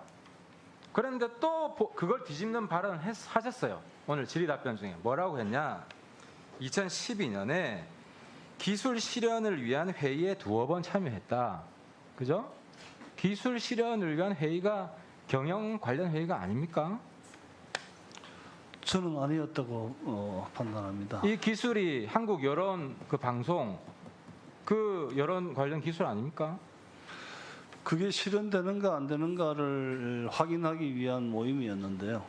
거기에서 누구 왔습니까? 진영선 있었습니까? 당연히 또 누가 대표님도 있었습니까? 있었을 거고요. 여론조사에서 관련되는 몇몇 분들이 있었던 걸로 기억을 합니다. 그 회사 만들어지고 난 다음이죠? 인감증명서 주시고 난 다음이죠? 예, 그렇습니다. 아니 그러니까 이거 회사의 핵심 기술에 대한 회의를 해놓고 경영하고 전혀 관련이 없다. 회사랑은 관련이 있죠. 경영하고 관련 없다고 칩시다. 회사랑은 관련 있는 기술 맞죠? 맞습니다. 와 저렇게 말장난. 회사랑은 관련이 있는데 경영이랑 관련이 없다. 그러니까 경영을 어떻게 정해야 하는지 모르는데 어쨌든 회사에 관여한 건 맞다고 방금 인정하신 겁니다. 그죠? 회사랑 관련 있는 기술 회의를 했으니까. 그럼 그 기술 회의가요. 적어도 회사 운영에 반영이 되기 전에 기술이 실현될 수 있는가 없는가를 점검하는 어쨌든 회사랑 관련된 거 아니에요. 그거는 이제 변명 그만하시고 그 이후에는 회사를 간 적 없다고 하셨죠? 2013년, 14년. 아까 2012년 2번 갔고 그 이후에는 간 적 없다고 했죠? 제가 기억합니다. 예. 근데 왜 회사 직원은 2014년 5월 달에 전 직원들 다 보고 회식도 가고 노래방도 갔다 이런 이야기가 나올까요? 노래방 갔습니까? 안 갔습니까? 2014년 5월에 직원들과 함께 회식도 하고 회식하셨죠? 이 직원이 지금 위증하는 겁니까? 다시 생각하니까 지금 대답하는 패턴을 보면 이제 생각하니까 14년에도 갔네요. 이래 답변하셔야 됩니다. 그래도 이상하지 않아요. 그리고요. 2012년 기술 회의를 갔을 때 회사 직원도 회의에 같이 있었겠죠? 회사 관련 기술 회의니까 좀 전에 그렇게 말씀하셨잖아요. 그때 몇 분 정도 계셨어요? 회사 직원들. 대여섯 분이 있었습니다. 대여섯 분. 그러면 그 진 사장, 진 대표는 어떻게 호칭을 합니까? 그 회의에서? 진 대표라고 얘기를 하죠. 아니, 진 대표가 후보자님을. 교수님이라고 얘기했습니다. 하긴 세 사람을 얘기하는 거. 다른 직원들도 다 교수님이라고 합니까? 저는 저한테는 그렇게 불렀던 것 같아요. 제가 방금 들었는데요. 뭐 교수님이라고 한 사람도 있고 이사님이라고 한 사람도 있습니다. 그 조성은 씨, 아까 우리 정의원 이영두 의원이 여쭤본 전화 통화 몇 번 했다 그랬죠? 그죠? 2014년에 그때 전화 통화할 때 만났었어요. 만나고 전화 통화하고 할 때 호칭을 뭐라고 불렀습니까?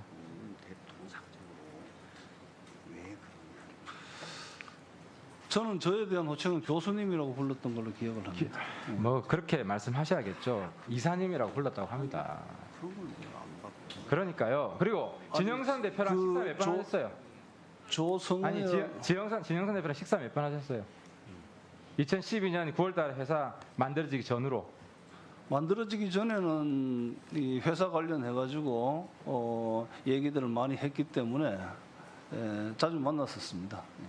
그죠? 예. 근데 아까 우리 박규영 증인이 식사할 때 박규영 교수가 사회이사가 됐다라고 들었다고 했는데 주식도 50% 가지고 있고 이런 분한테 그 진영선 대표가 우리 조 후보자님 사회이사이시기도 하고 주식 50% 가지고 있고 그 이야기를 전혀 안 했단 말씀이시죠? 저한테요? 저는 직접 들은 바가 없습니다. 그런데 회사 기술 회의는 또 여러 번 참석하시고 직원들 몇 대까지 봤다면서요? 2014년. 아, 그건 사실이 아닙니다. 뭐 잘 평가가 되실 거라고 봅니다. 이분의 정직성, 윤리성 어느 정도 수는 갖고 있습니다. 네, 하태경 의원님 수고하셨습니다. 다음은 더불어민주당 경남 양산시 을 출신 서형수 위원 질의하십시오.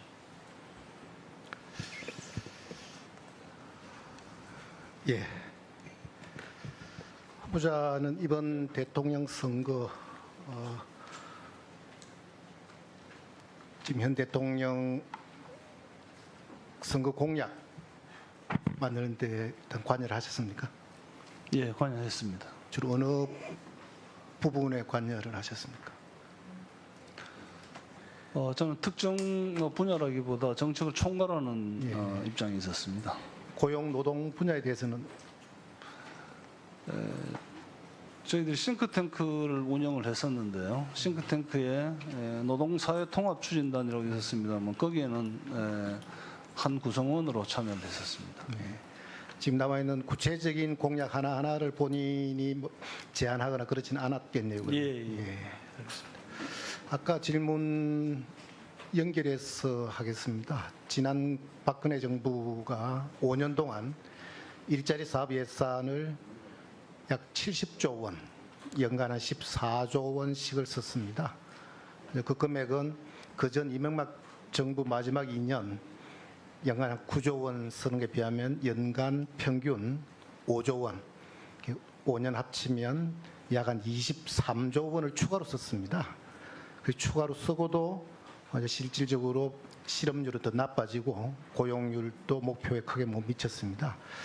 아까 후보자도 말씀하셨듯이 그것이 결국 고용률 70%는 너무 그 물량 목표, 계량 목표에 매여 있다 보니까 고용의 양에만 치중하고 고용의 질 자체를 등한시한 부분이 있다고 보면 그런 특히 이제 고용 분야를 지나치게 계량 목표 또는 물량 목표로 일단 관리하면서 큰 위험이 있다고 보는데 문제 지금 현재 이 정부 들어왔어도 구체적으로 고용에 대해서 숫자를 제시합니다.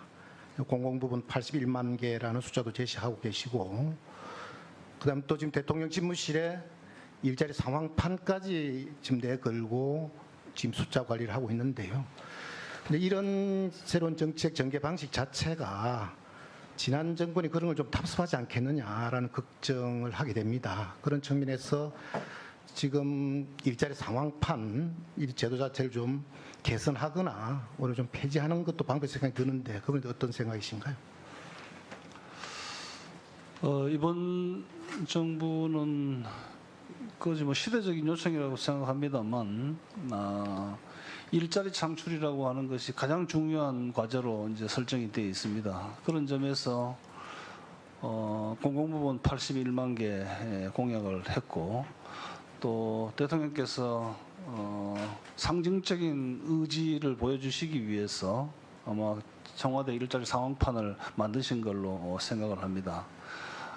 그런 효과가 실제로 정부에서 일자리에 대한 관심을 극대화한다라고 하는 것들을 보여주고 저는 이 일자리 창출의 문제, 특히 좋은 일자리 창출의 문제, 비정규직의 정규직화 과제 이런 것들이 단순히 이 노나 사측 일방에 의해서 되는 것은 아니라고 보고요. 이것은 국가적 과제고 어떤 측면에서는 국민적인 부분 같은 걸로 작동돼야만이 성공 가능성이 높다고 생각을 합니다. 대통령께서 이렇게 우선은 출범 초기에 양적 지표를 가시화하는 것으로 보이지만은 실제로는 훨씬 더 장기적인 차원에서 안정된 일자리, 개선된 처우의 일자리, 양질의 일자리를 확보하기 위한 일종의 큰 그림으로 그렇게 저는 생각을 하고 있습니다. 공공부문 일자리에 대해서 지금 아까 81만 개가 물론 이제 우리 공공부문 전체 고용 비중이 OECD 비하면 턱없이 낮기 때문에 그걸 올려야 된다는 그런 측면 하나 하고 그다음에 그 결국은 일자리 효과로만 나타난 것이 아니고 일단 반사적으로 국민들에 대한 사회 서비스를 일단 강화하는 그런 측면을 보면은 일단 그 지금 공공부문에 대해서는 따로 조금 강조를 해주시죠. 어떤 지금 정책 목표를 가져가실 것인지. 공공부문은 전체 대체적으로 볼 때 한 9.8% 정도 규모를 가지고 있고요. 8.9%. 예, 죄송합니다. 8.9%요. OECD 기준으로 본다 그러면 약 21% 정도가 넘는 수준인데 거기에는 우리 공공부문의 규모가 턱없이 모자란다고 생각을 합니다. 기본적으로 훨씬 더 안정된 기반의 일자리 작동하려고 그러면은 공공부문이 확충돼야 되는 것이 지금 수치로도 명확하게 나타난다고 보여집니다. 그래서 81만 개 일자리라는 것은 대체로 우리 사회에 말하자면 소방직이라든지 경찰직이라든지 이 사회의 안전과 생명을 담당하는 이런 영역에서 긴급하게 공무원 부문은 한 17만 정도 확보가 돼야 되는 것으로 보고요. 그다음에 사회복지사와 같은 사회 서비스 영역에서 한 34만 정도, 그리고 비정규직, 정규직 하는 부분으로서 한 30만 정도 이렇게 해서 우선 이 공공 부분의 일자리 확충이라고 하는 것이 민간 부분에 대한 마중물로서 역할을 하는 이런 기대를 가지고 해야 된다고 봅니다. 네, 세영수 의원님 수고하셨습니다. 3차 추가 질의가 끝났습니다. 잠시 정회를 했다가 다시 회의를 속개하도록 하겠습니다. 지금 7시 30분에 회의를 속개하도록 하겠습니다. 정회를 선포합니다. 지침 27조에 보면 영구 부정 행위의 정의의 표절과 중복 게재의 정의가 명시되어 있습니다. 읽어드릴게요. 표절은 저작권법상 보호되는 타인의 저작, 연구, 착상 및 아이디어나 가설, 이론 등 연구 결과 등을 정당한 승인 또는 인용 없이 사용하는 행위를 말한다. 이렇게 얘기했습니다. 중복 게재는 편집인이나 독자에게 이미 출간된 본인 논문의 존재를 알리지 않고 이미 출간된 본인 논문과 완전히 동일하거나 거의 동일한 텍스트의 본인 논문을 다른 학술지에 다시 제출하여 출간하는 것을 말한다. 이렇게 했습니다. 2007년도 9월에 고려대학교 교무처장이 교원연구윤리 지침이 시행되니 이 지침에 규정된 연구 부정 행위를 해서는 안 된다고 교수들한테 이메일로 다 알렸었죠. 받았었죠. 예, 학교에서 일괄적으로 보낸 건 받았죠? 받은 걸로 합니다. 그러면은 그 잠시 후 한번 소요를 말씀해 주실랍니까? 이거하고 배치되는 부분에 대해서? 제 논문의 지금 표절 부분은 아까 말씀드린 바대로 번역서의 일부를 제가 이 관련되는 이론적 동향들을 살펴보는 과정에서 말하자면 직접 인용을 그 번역서에 대한 인용을 하지 못한 불찰이 있는 걸로 압니다. 그러나 논문 뒤에 포함된 참고 문헌에는 틀림없이 포함이 되어 있고요. 또 아까 말씀드린 자기 표절 부분에 대해서는 뭐 아까 말씀드린 바대로 학계에 지금 이 평가나 관행이 이제 그런 측면이 있다는 말씀. 제 시간이 별로 없는데 지금 아까와 대동소이한 말씀을 그래 하시거든요. 그런데 그 고려대학교에서 나온 이 지침을 놓고 봤을 때는 명백하게 표절이고 인용입니다. 그리고 현택수 교수님 아시죠? 같은 대학교 우리 그 고려대학교 사회학과 교수이시잖아요, 그죠? 아시죠? 세종 캠퍼스. 예, 아시죠? 예. 그분이 어떻게 얘기했는지 제가 읽어드릴게요. 용어와 단어 똑같은 것이 너무 많다. 명백한 표절이라고 얘기했습니다. 제 논문에 대한 얘기입니까? 그렇습니다. 그래서 후보자의 박사학위 논문이 번역본 편전서와 편저서와 논리 구조가 똑같은데 이러한 우연의 일치는 사실상 불가능하다. 이렇게 말씀하셨고, 박사학위 논문은 일반화된 개념이나 지식이 아닌 만큼 출처를 반드시 명시해야 함에도 불구하고 이러한 부분을 누락한 점은 표절을 봐야 한다. 같은 학교 교수님께서 이렇게 평가했습니다. 명백한 표절이랍니다. 그런데 저는 이렇게 보거든요. 왜 이런 잣대를 강하게 얘기할 수밖에 없는가 하면은 본인은 대학 교수시잖아요. 그죠?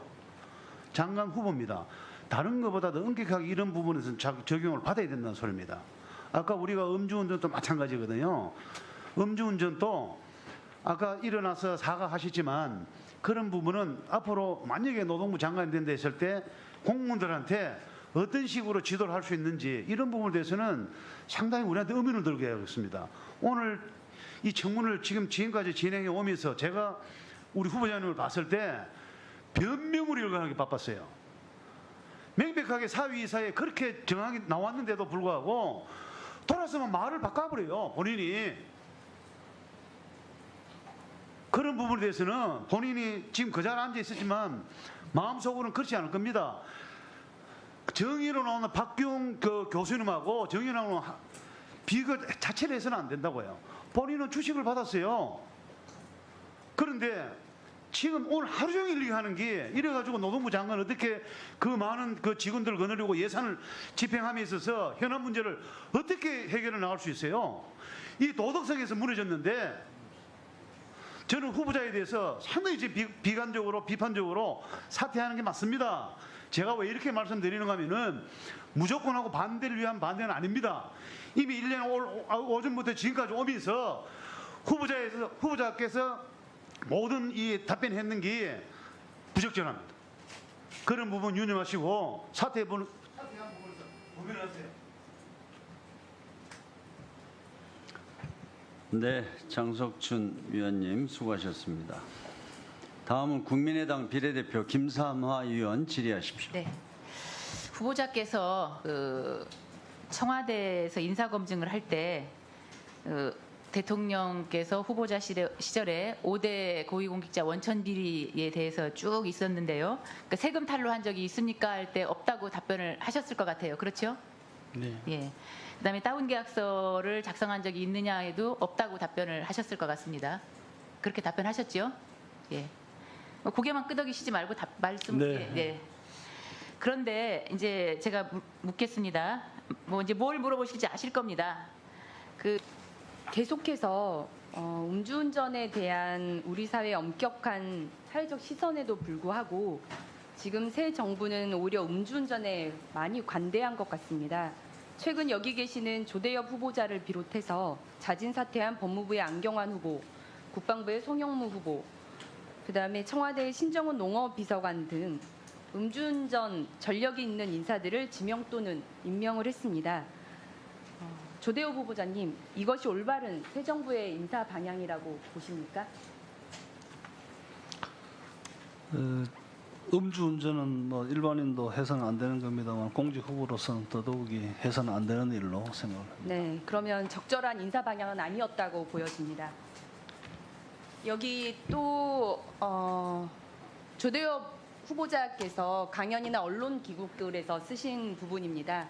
하나는 지난 10년 동안 고위공직자 인사청문회를 하면 어쨌든 비리의 종류가 참으로 버라이어티하게 많다는 것을 국민에게 확인시켜줬다. 끊임없이 반복되는 적폐다. 그리고 2010년 글에서는 인사 때마다 드러나는 고위공직자의 비리에 대해서 국민들에게 최고 공직사회와 국가 공공성에 관한 해석의 틀을 바꾸라고 요구하는 것이나 다름없어 보인다라고 말씀을 하셨습니다. 후보자께서는 고위공직자 인사청문회 과정을 통해서 드러난 비리들에 대해서 끊임없이 반복되는 적폐다 이렇게 규정을 하셨는데요. 최근 자진 사퇴했던 안경환 후보자를 비롯해서 지금 새 정부 들어서 장관 인사청문회를 할 때마다 단골 메뉴로 등장하는 위장 전입, 세금 탈루, 음주운전 등이 계속해서 나오고 있습니다. 이렇게 많은 문제들이 드러나고도 임명을 강행하게 된다면 이 정부에도 국민들에게 최고 공직사회와 국가 공공성에 관한 해석의 틀을 바꾸라고 요구하는 것이다. 저는 이렇게 느껴지는데 후보자께서는 어떻게 생각하십니까? 어쨌든 음주운전과 같은 문제들은 제가 정말 깊이 반성을 해왔습니다. 여러 가지 제게 문제시되고 있는 부분들에 대한 판단은 의원님들과 국민 여러분께 맡기는 게 맞다는 맞습니다. 생각입니다. 국민 여러분들께서 판단하시겠죠. 사과만 하시고 책임은 지지 않으려고 후보자께서는 하시니까요. 근데 자신의 글로 지금 많은 인사청문회에서도 적폐들이 드러나고 있다. 그리고 이런 것들을 강행하게 되면 끊임없이 국민들에게 인식을 바꿀 것을 강요하는 것이나 다름없다. 이렇게 말씀을 하셨습니다. 그럼 이 상황을 지금 자신에게 한번 대비를 해보시기 바랍니다. 어떻게 느끼십니까?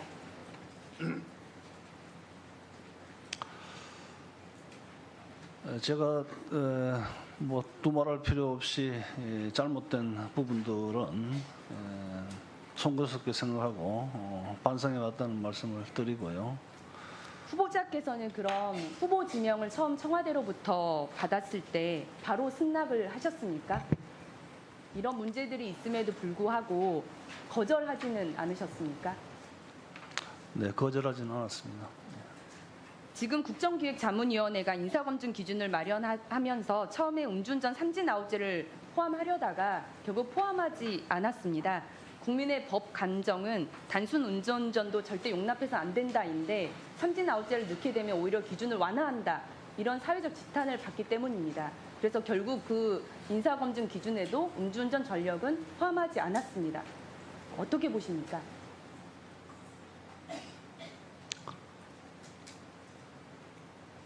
할 말이 없으시죠? 광화문 1번가 홈페이지에 조 후보자의 자진 사퇴, 지명 철회 의견이 올라오고 있습니다. 새 정부의 공정 인사 원칙에 음주운전 경력자인 후보가 걸림돌로 저는 느껴지는데요. 후보자가 자진 사퇴를 통해 새 정부가 가는 방향에 부담을 덜어주실 의향은 없으십니까? 음주운전 부분은 정말로 누차 말씀드리지만은 제가 잘못한 부분으로 반성을 해왔다는 말씀을 드립니다. 종합적인 판단은 국민들께 맡기도록 그렇게 하겠습니다. 음주운전도 이미 사회적인 공감대에서는 엄정한 법 집행이 이루어지길 바라고 있고 지금 인사청문회에도 많은 문제들이 드러나고 있습니다. 사회이사 겸직 문제도 어쨌든 분명한 법 위반입니다. 이것에 대해서 성찰적으로 접근하실 것이 아니라 응당한 책임을 지셔야 되는 게 저는 맞다고 봅니다. 네, 신보라 위원 수고하셨습니다. 다음은 더불어민주당 비례대표 출신 송옥주 의원 질의하십시오. 예, 저는 우리나라 노동 현실에 대한 부분들을 좀 질의를 할까 합니다. 남녀 임금 격차와 관련된 내용인데요. 현재 노동 현실은 노동시장 불평등과 양극화의 영향으로 노동자의 삶이 피폐해진 상황입니다. 정규직과 비정규직, 대기업과 중소기업, 남성과 여성 노동자의 임금 차별이 심각해서 극심한 노동시장의 양극화가 전개되고 있습니다. 알고 계시죠? 네. 예, 본 의원이 OECD 보고서를 확인한 바에 의하면 우리나라는 남녀 임금 격차에 있어서 압도적으로 1위를 차지하고 있습니다. 아주 불명예스러운 건데요. 구체적으로 보면 정규직 기준으로 OECD 국가들의 남성이 여성보다 15.3% 임금을 더 받는 데 비해서 우리나라는 OECD 평균의 2배가 넘는 36.7%를 더 받는 것으로 나타났습니다. 이에 대해서 장관이 혹시 아시는 바가 있으면 좀 자세하게 말씀해 주세요. 노동시장 구조에 있어서 남녀 임금 격차는 지금 화면에 나오는 대로 동일 노동가치, 동일 임금이라고 하는 원칙에 가장 근본적으로 저촉되는 이런 부분이라고 생각을 합니다. 여기에는 굉장히 복합적 요인들이 있으리라고 보는데요. 기본적으로 오랜 기간 누적되었던 여성 차별의 현실 같은 것들도 있을 수 있고요. 또 직종에 따라서 남녀의 차이가 심한 이런 부분들도 있고, 또 기업 규모에 따라서도 차이가 나고 이런 것들이 이제 남녀라고 하는 성별 격차에 굉장히 누적적으로 작동을 하고 있다고 보여집니다. 그래서 다양한 방식으로 이 격차를 줄이는 고민을 해봐야 되는데 예컨대 전문직 부분이라든지 고임금 부분의 여성 진출을 확장시키는 측면도 있을 수가 있고 비정규직에 대다수 포함되어 있는 여성 노동력들을 정규직화시키고 안정화시키는 이런 방식을 통해서 남녀 임금 격차를 줄여가는 이런 부분들이 필요하리라고 생각합니다. 네, 자세히 설명해 주셨는데 남녀 차별에 따른 임금 격차 62.2% 중에 남성이라는 이유로 생산성보다 더 임금을 많이 받는 프리미엄이 3.9%라고 합니다. 여성이어서 생산성보다 더 적은 임금을 받는 여성 손실분이 58.3%로 추정이 되고 있습니다. 그래서 이 부분이 혹시 고용노동부 장관이 되시면 여성차별과 관련된 단지 여성이라는 이유만으로 차별받는 부분들은 없어야 된다고 생각을 합니다. 뭐 그렇게 해주실 견해가 예, 있으세요? 그렇게 하겠습니다. 예, 그리고 아까 비정규직 문제를 말씀을 하셨는데 이게 비정규직 문제도 여성들의 많은 부분 또 비정규직의 많은 부분을 여성이 차지하고 있는 거죠. 그래서 이 성별 임금 격차를 해소하고 하려면 비정규직의 사용 사유를 엄격히 제한하고 비정규직이 남용되지 않도록 사용 요인을 제거하기 위해서 비정규직 부담금 제도를 도입하자는 의견도 있습니다. 또한 여성 비정규직 임금이 최저임금 수준에서 정해지는 만큼 최저임금의 현실적인 인상이 필수적이라고도 생각을 합니다. 비정규직 부담금 제도와 최저임금의 현실적인 인상에 대해서 후보자가 어떤 입장이 있으신지 좀 말씀 좀 해주세요. 아까 말씀드린 바대로 최저임금 많은 인상을 통한 이 임금 격차의 부분들을 완화하는 것은 반드시 돼야 된다고 보고요. 빠른 시간 내에 돼야 된다고 보고요. 부담금 제도 같은 제도들은 절차를 통해서 합의적 방식에 의해서 추진을 해야 되는 것이 아닌가 생각을 합니다. 네. 최저임금 1만 원 인상과 관련돼서는 지난 총선과 대선에서 여야 없이 다 공통된 공약으로 제시를 하고 그런 노력이 상당히 필요한 부분들이 있는 것 같습니다. 다만 이거와 관련돼서 일부에서 또 중소기업이나 자영업자라든지 이제 경영계 측에서 최저임금 인상에 대한 우려가 상당히 많은 것 같습니다. 그래서 이게 공약이 제대로 달성될 수 있을지 하는 걱정도 있고 그렇다고 현실적인 부분들을 저희가 도외시할 수도 없는 부분인 거죠. 그래서 이 영세사업자나 중소기업과 관련돼서 최저임금을 실현하면서도 이 부분에 대한 보완책이 뭐가 있는지 혹시 생각하신 부분이 있으면 좀 설명 좀 부탁드리겠습니다.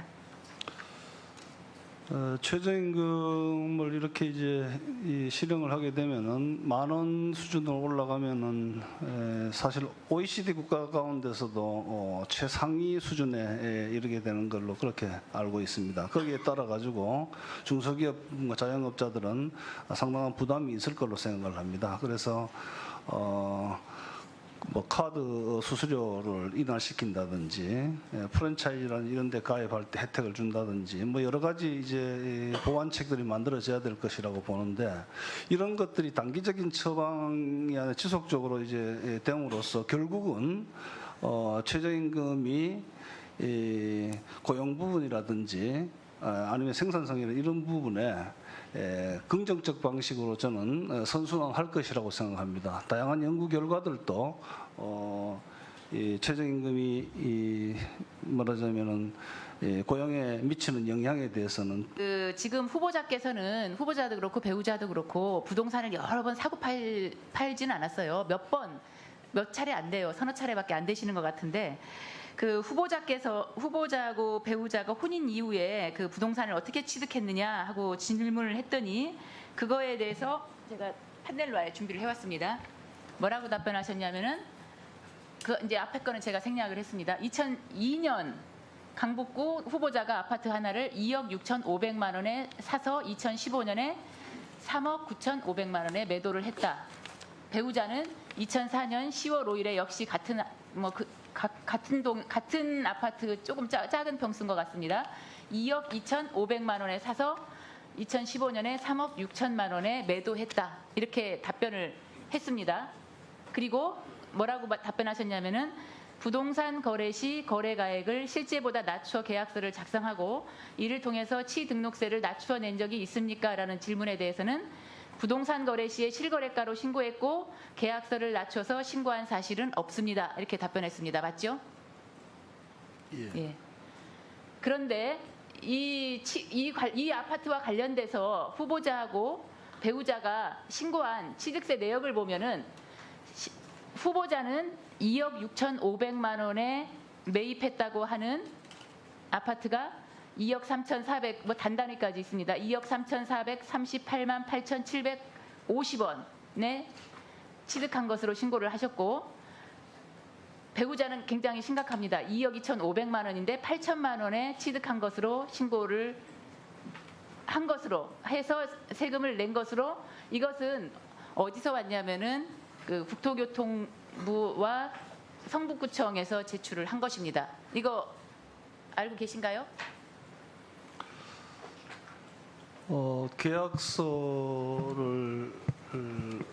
계약서가 그렇게 등록이 그렇게 돼 있는 내용은 이번에 알았습니다. 그런데 예, 이제 제가 물어보겠습니다. 그래서 이렇게 이제 거의 뭐 배우자 같은 경우는 한 1억 4,500만 원 정도의 차이가 납니다. 그때가 이제 실거래가 신고 의무제가 있는 때는 아니기 때문에 뭐 관행적으로 좀 낮춰서 신고하는 경우도 상당히 있었기 때문에 사실대로 얘기를 하는 게 맞는데 전혀 그런 사실이 없습니다 하고 답변을 아까 청와대 그 인사검증 때도 그렇게 답변하셨다고 그랬습니다.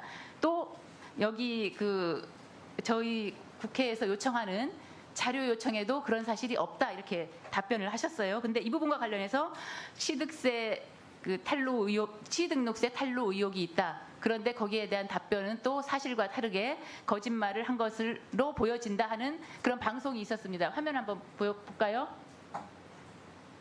네, 그런 방송이 있고 나니까 그 다음 화면 보여주세요. 그 다음 날 어제인가요? 어제 오전 10시 15분에 다시 제출을 합니다. 이번에는 이 부분에 대해서 그 부분만 수정 제출 드립니다 하면서 동일한 내용에 대해서 부동산 거래 시 거래가액을 실제보다 낮춰 계약서를 작성하고 이를 통해 취등록세를 낮추어 낸 적이 있습니까? 하니까 2006년 부동산 실거래가 신고가 의무화되기 이전에 부동산 중개인이 당시 관행에 따라 축소하여 신고한 것이 있는 것으로 파악했습니다. 이렇게 제가 앞에서도 지금까지 쭉 다른 의원님들도 이제 질문을 여러 번 하셨습니다만 순간순간 후보자께서는 그때그때 일단 말해놓고 그 다음에 다른 객관적인 자료가 나오면 또 다른 말씀을 하시고 계속 그렇게 하시는 것 같습니다. 근데 지금 여기서는 이제 물론 배우자의 그 취득록세 워낙 낮게 하셨기 때문에 지금 배우자에 대해서 후보자에 대해서는 안 물었지만 후보자도 3천만 원 정도의 낮게 신고를 하셨습니다. 왜 낮게 신고하셨습니까? 두 분이 다 낮게 한 겁니다. 그 부분은. 네, 당시에 신고를 해야 된다는 게 저 부동산 측에서 이 계약서를 작성을 하고 그렇기 때문에 당시에 이제 실거래가로 하지 않은 그런 관행 같은 것이 작용하지 않았나 생각을 합니다만은 제가 지금 화면에 띄운 대로 얘기한 것은 나중에 그렇게 확인했다는 것을 말씀을 드리는 겁니다. 예. 후보자는 제가 앞에서 모두에서 말씀드렸다시피 부동산 거래를 많이 하신 분이 아니에요. 그런데 이런 것을 기억을 못했을 리가 없습니다. 일단은 모면하고 보자 하는 그런 상황, 그런 생각이 이렇게 했다고 볼 수밖에 없습니다. 네. 죄송합니다. 성북구청으로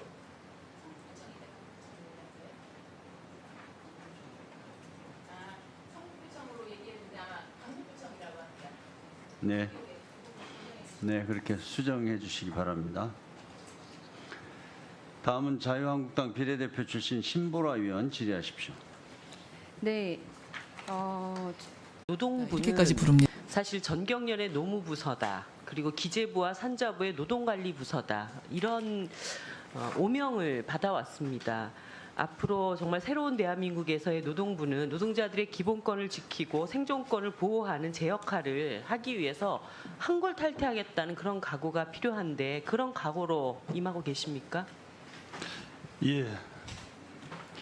그렇다고 한다면 지금 우리나라가 뭐 OECD 10위권에 가까운 경제 선진국인 만큼 ILO 핵심 조약들이 지금 다 비준이 안 되고 있습니다. 이 문제를 어떻게 하실 생각입니까? ILO 핵심 협약 8건 가운데 지금 4건이 우리가 비준을 못하고 있는 걸로 알고 있습니다. 결사의 자유에 관한 2건 하고요.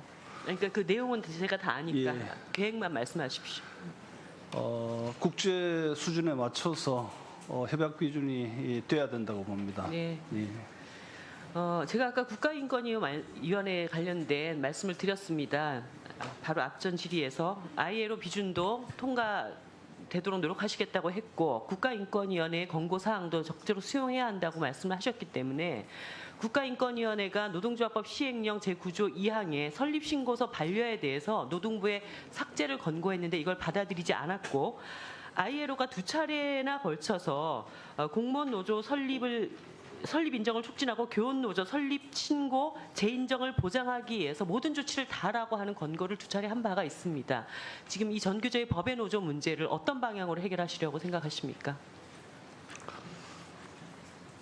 해고 교원들이 이 노조에 소속돼 있다는 것이 가장 큰 쟁점이라고 생각하는데요. 정교조 합법화 문제와 전공로 문제 등은 의원님께서 말씀하신 이 ILO 비준과 연동되어 있고 또 저희들이 이 국가인권위원회 권고사항에도 포함되어 있죠. 예, 그렇습니다. 그걸 2가지를 다 수용하신다라고 하는 답을 하셨기 때문에 거기에 가장 핵심적인 사안이 전교조 문제를 어떻게 하시겠냐는 거죠. 잘 아시다시피 이 전교조 문제는 우리 사회의 사회 통합을 가로막는 대단히 중요한 쟁점입니다. 제가 여러 차원에서 협의해서 전향적으로 해결될 수 있도록 그렇게 노력하겠습니다. 전향적 해결이라는 것은 이 법의 노조를 합법화시킬 어떤 의지를 갖고 추진하시겠다는 뜻으로 제가 받아들여도 되겠습니까? 전교조 당사자들과 만나고 같이 이 머리를 맞대보겠습니다. 네. 우리나라는 특수고용 형태의 노동자 그리고 간접고용의 천국이라고 얘기를 하고 있습니다. 제가 그 실태를 일일이 말씀을 드리지 않아도 후보자님께서 이 정도는 다 파악을 하고 계실 거라고 보고 있고요. 생명안전 업무를 포함한 상시 지속 업무에 대한 직접고용 원칙 그리고 근로자의 개념과 사용자의 개념을 실질적인 근로를 지시하는 자 그리고 지시를 받는 자라고 하는 개념으로 확대시켜서 이렇게 기본권, 노동 3권으로부터 배제되는 노동자성을 분명히 가지고 있음에도 불구하고 노동자성을 인정받지 못한 노동자들에 대한 보호에 대해서 적극적인 개선 방향을 가지고 계십니까? 그동안 특고 노동자들은 노동자적 지위와 사용자적 지위가 이중적이라는 이유 때문에 여러 가지 말하자면 노동 기본권, 노동 3권 이런 것들에 대해서 배제되어 있었던 것이 사실입니다. 이런 부분들을 포함해서 특고 노동자들의 지위를 향상시키는 데 노력하도록 하겠습니다. 네. 얼마 전에 파리바게트 이야기 들으셨죠? 예. 파리바게트 노동자들 제빵기사 4,500명이 위장 도급 그리고 정말 뭐 4시간, 5시간 꺾기에 그 부당한 임금 착취를 당하고 있다는 사실을 보도를 통해서 보셨을 것입니다. 이 파리바게트 성장 이면에는 10년을 일해도 저임금 장시간 노동으로 일할 수밖에 없는 청년들의 열정페이가 있었습니다. 이 부분에 대한 전면적인 특별근로감독을 요구하는데 이걸 받아들이실 의향이 있으십니까? 그 부분도 적극적으로 검토하겠습니다. 네, 알겠습니다. 예, 이상 마치겠습니다. 네, 이정미 의원님 수고하셨습니다. 이정미 의원님 질의에 대해서 장관 후보자가 너무 시원시원하게 답변을 하니까 빨리 끝나네요. 네, 다음은 자유한국당 경북 구미시 을 출신 장석춘 의원 질의해 주십시오. 예, 그 후보님 아까 제가 그 질의하다가 나중에 다시 얘기한다 그랬잖아요, 그죠? 이어서 하겠습니다. 제가 아까 그때 말씀드린 게 박사 논문이 80곳이고 자기 그 표절이 인용이 49곳이라고 얘기했거든요. 2007년도 고려대학교 교원연구 윤리 지침이 시행되었습니다. 맞죠? 2007년.